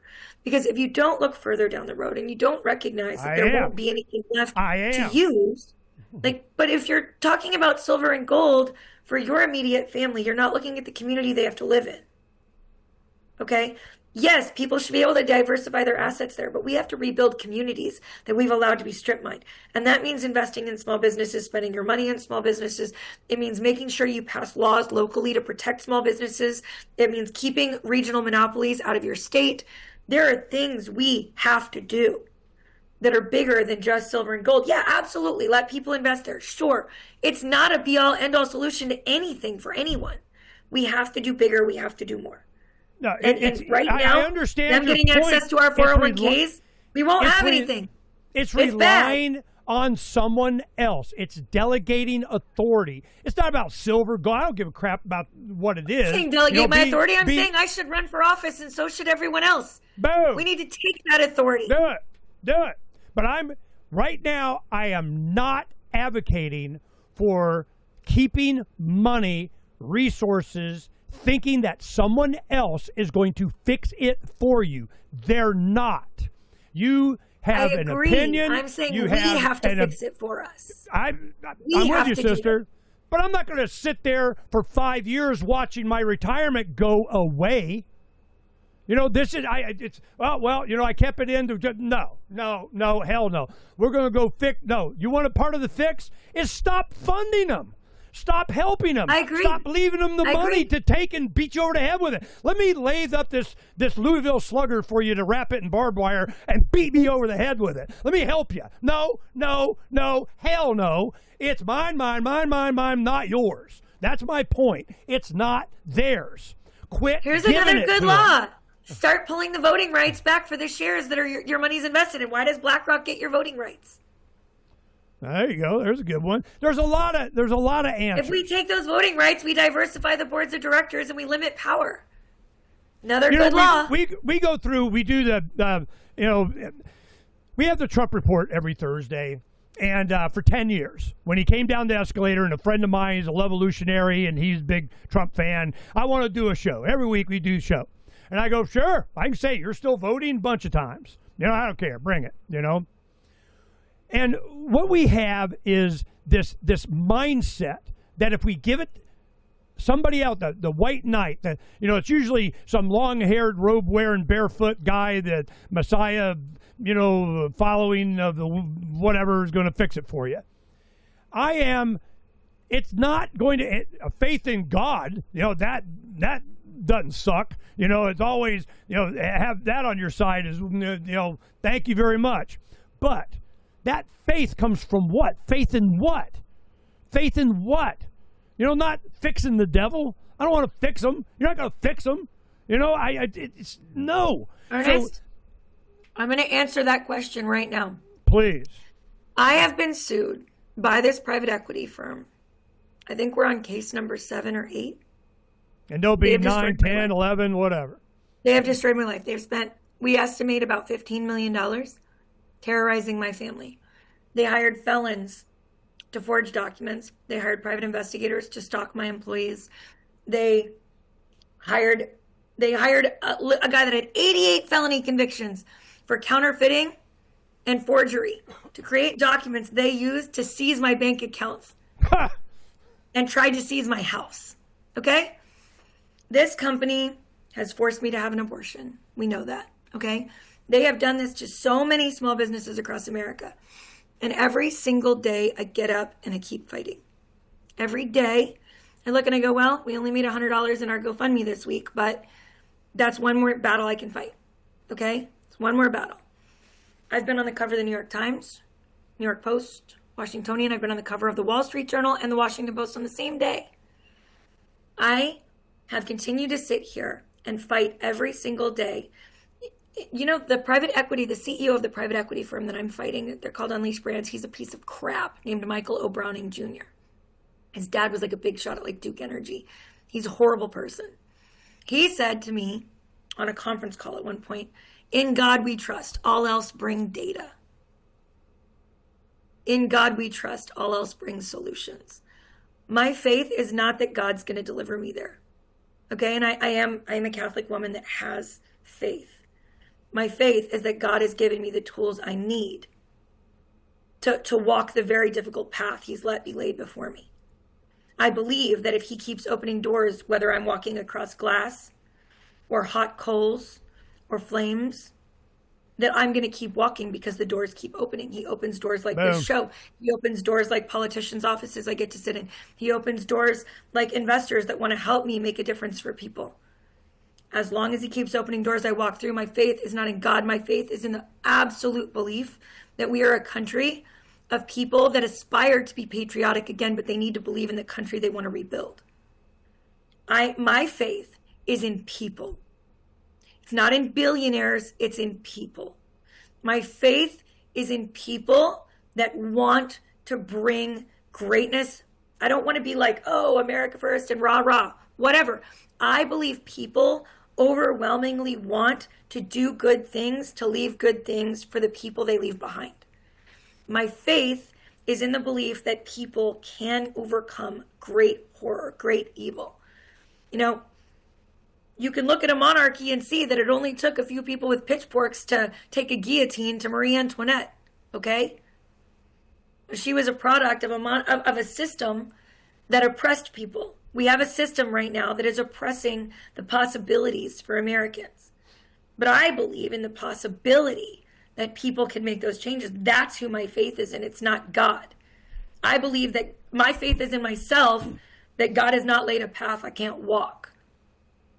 I might choke on rain or water or torrential downpours on that walk. I might burn my feet in fire walking through it. Okay, I might choke every day chugging water from a fire hose to piss on the fires he lays at my feet. But I believe that with enough people like me, we can actually do this. And we can defend ourselves through whatever investment mechanism you want. But we cannot protect our children without fundamentally changing the system. And we have changed the system over and over again throughout American history and throughout all of human history. And right now we are at a place as a country where if we don't change it, it will cease to exist. Period. Okay? And I don't want that. So yes, invest in whatever you want to invest in.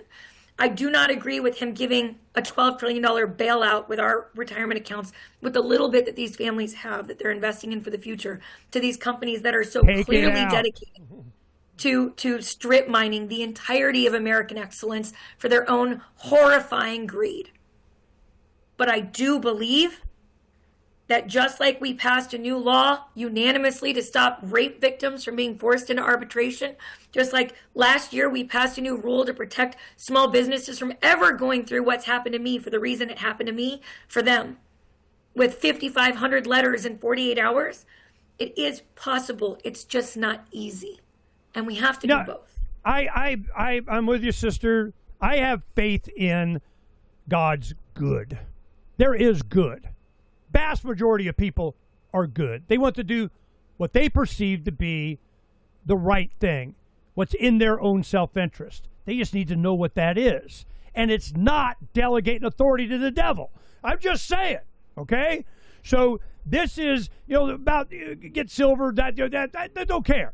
My point is by creating this big giant pile of retirement money for them to take, that Trump just made it easier for them to take, guess what?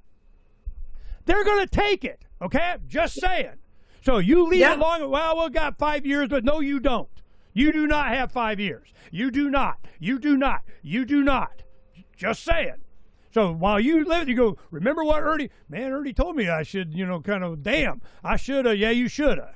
So this is, but the tax implications is not zero, tell you that, So this is, and they're going to manipulate gold and silver and crypto. Crypto was 120-something thousand for Bitcoin. Now it's down to, 108 or something. They play, and then they're going to buy high, buy low, sell high, dump it down, go back and forth, back and forth. They've been doing this since forever, and we're watching them do it. I am with you. I have faith. That is why my family and I, my wife and I, have been activists. I'm not a talk show host. You know, I'm not necessarily a publisher. I'm not, you know, a builder. I am an activist. How many minds can I free? How many people? How long could we keep Ron Paul up on that podium for 2 election cycles? Holy shit, I get another one? All right, let's rock and roll. Did I care whether you win, no win? That was not the point. How many minds could we free? Talking to Tiffany, how many minds can we free? How many people can we make aware of what's right coming? now, 3,150 that are watching. All right, go to occupytheland.org.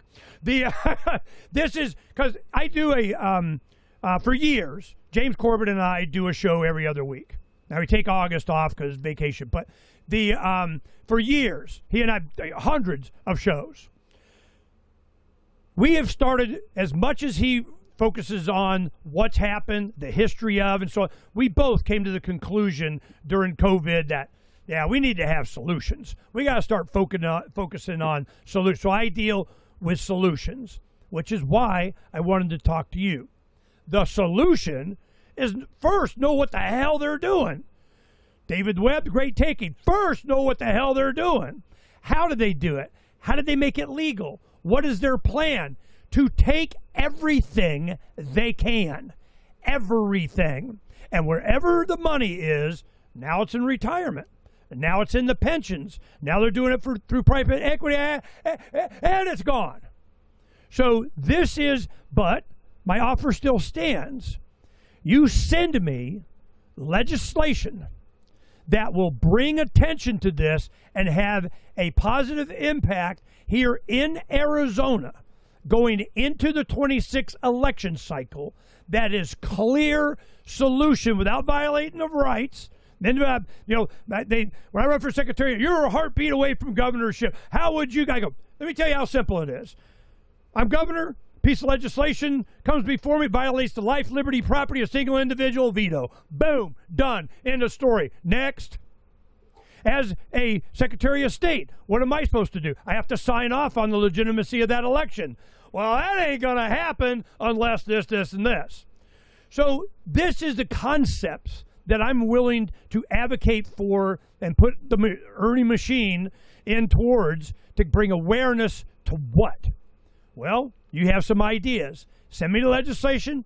No muss, no fuss. You open up an account. You go down. You have 2 people, a chair, and a treasurer. I file it. Boom. And guess what happens? I guarantee it gets press coverage.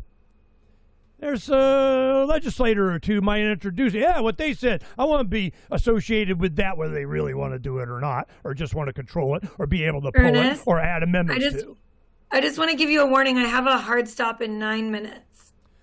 Oh, we've gone play. What have we done? Holy crap, 3 hours?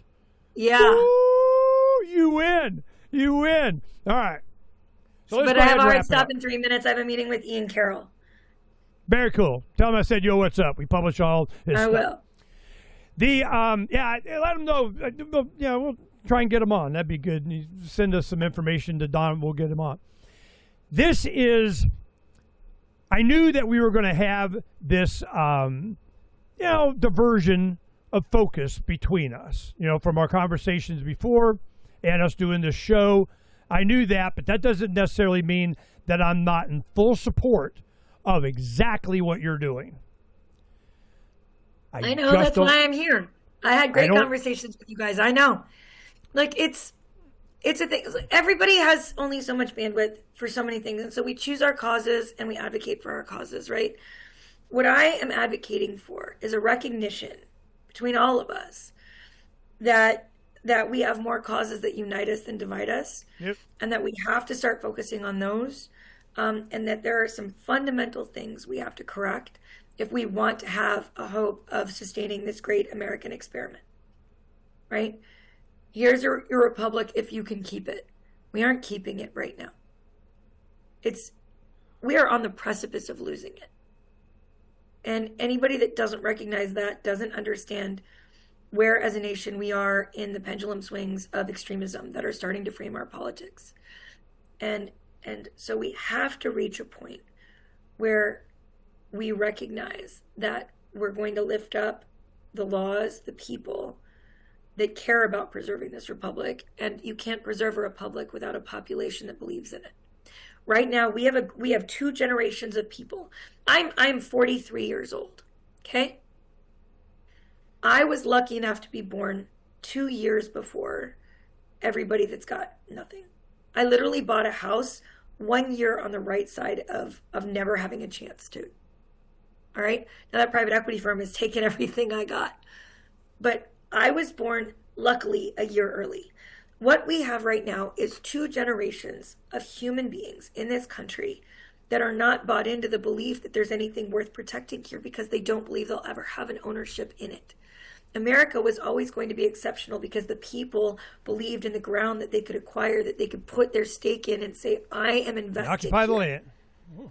We have taken away their ability to do that and handed it over to the likes of mega corporations and private equity firms that are acquiring all of it to turn them into a nation of renters.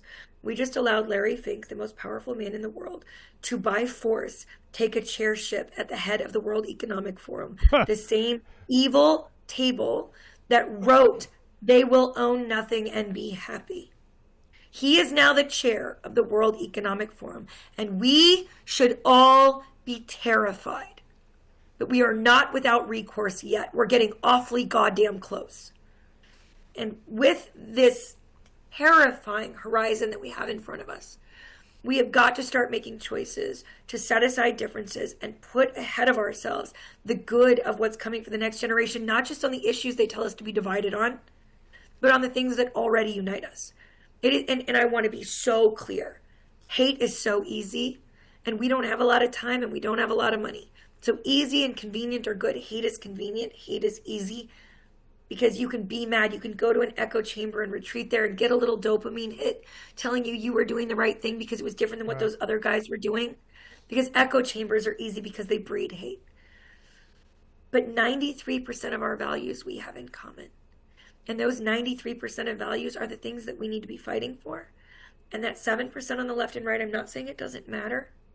I am saying that because we have allowed it to matter more than the 93%, we have lost the ability to advocate for the 93%. And we have got to fix that. I'm not saying that if you believe that Confederate monuments should be preserved, that doesn't matter for you. I am not saying that if you believe that people should be able to do drag queen story time, that doesn't matter for you. Okay, that's the level of fringe benefits and rights that they're using to divide us. Okay, when it comes to abortion, that's a really difficult one for everybody. But at the states' rights level that it's been reduced to, people can argue about that there, I guess. What I want to say is that aside from these very divisive issues, everything else we have in common. And it is so much more than the constant stream of propaganda that they are peppering us with to send us to those echo chambers for those tiny dopamine hits with the microscopic amounts of time we have. We need children to be able to buy homes. We need jobs to buy enough food and transportation for children to get to school and for parents to not worry that their children are not eating. Okay? Those are big, holy shit problems. And we need to turn our attention to them by reaching out, looking at someone we disagree with, sitting down, drinking a beer or having a coffee and saying, okay, I know we disagree on these things. Let's try to find some things we agree on and let's see if we can maybe do some good. Because we agree on almost all of it. And we have less than 10% of our values in common with a billionaire. And yet billionaires are allowed to dictate. 30 years now, we've had billionaires dictating the exact same fiscal and the exact same foreign, policy for our country because they've convinced us to hate one another. It is the most asinine thing imaginable that we have been convinced to hate one another instead of just simply looking in that direction going, I hate them, you guys hate them? Fuck yeah, I hate them. We all hate them. We just are so busy arguing with each other, we don't do anything about it. The shift is coming, though. You know, even Disney needs young men to watch their stuff. I mean, it's starting to change, and it's time. And we glazed over the abortion thing. You say they forced you into an abortion, and that is such an important to hear that and not know the story is, it's a thing, and we'll do that another time because we'll get into that. But it's the pressure to get her to whatever.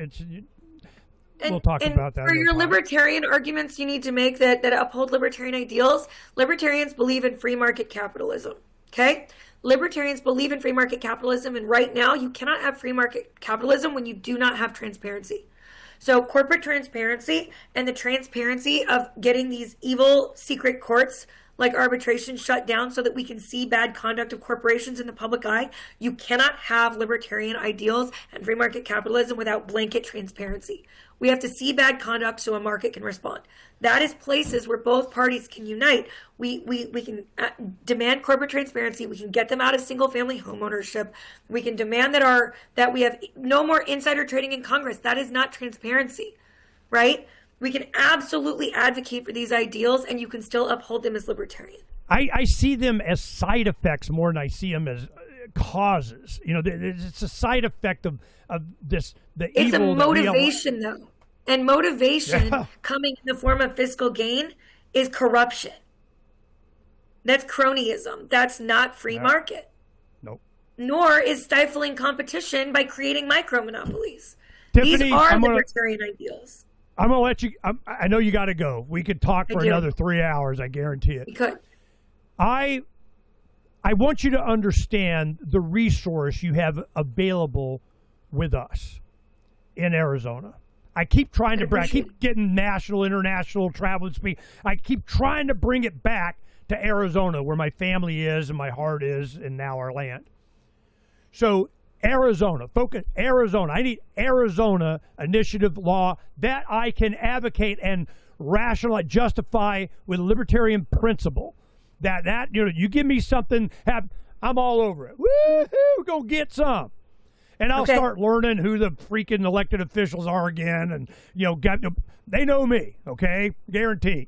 But the point is that it has to be something that no matter what lawsuits they do, no matter how many challenges, no matter how many bureaucrats say and your signature's wrong, you can't do it, doesn't matter, that in the end, the sign campaign, there's always a sign campaign, that people got informed and general public opinion was directed in the direction to where they're more informed, they're better off, and I keep advocating grandma, grandpa, extended family, parents, give your children an opportunity to build themselves up, or even here's a few acres out in the middle, go get some. You want to know how to be a tradesman and a whole bunch, build a house. I guarantee you that'll happen. So this is, and then you got to come up against whether you're even going to do permit stuff. There are counties here in Arizona, you go get a permit to not get any permits. I don't know what kind of permit that is, but you don't have to. You're going to tangent again, but I do have to go. Thank you very much. Tiffany, this has been awesome. We will talk again. Don't forget about me. All right, and for all of my followers that are watching, I was on Declare Your Independence with Ernest Hancock. It's his live radio show and live broadcast. So hey, I'm going to hang up here. Thank you for having me, Ernest. It was my pleasure. Peace. Thanks.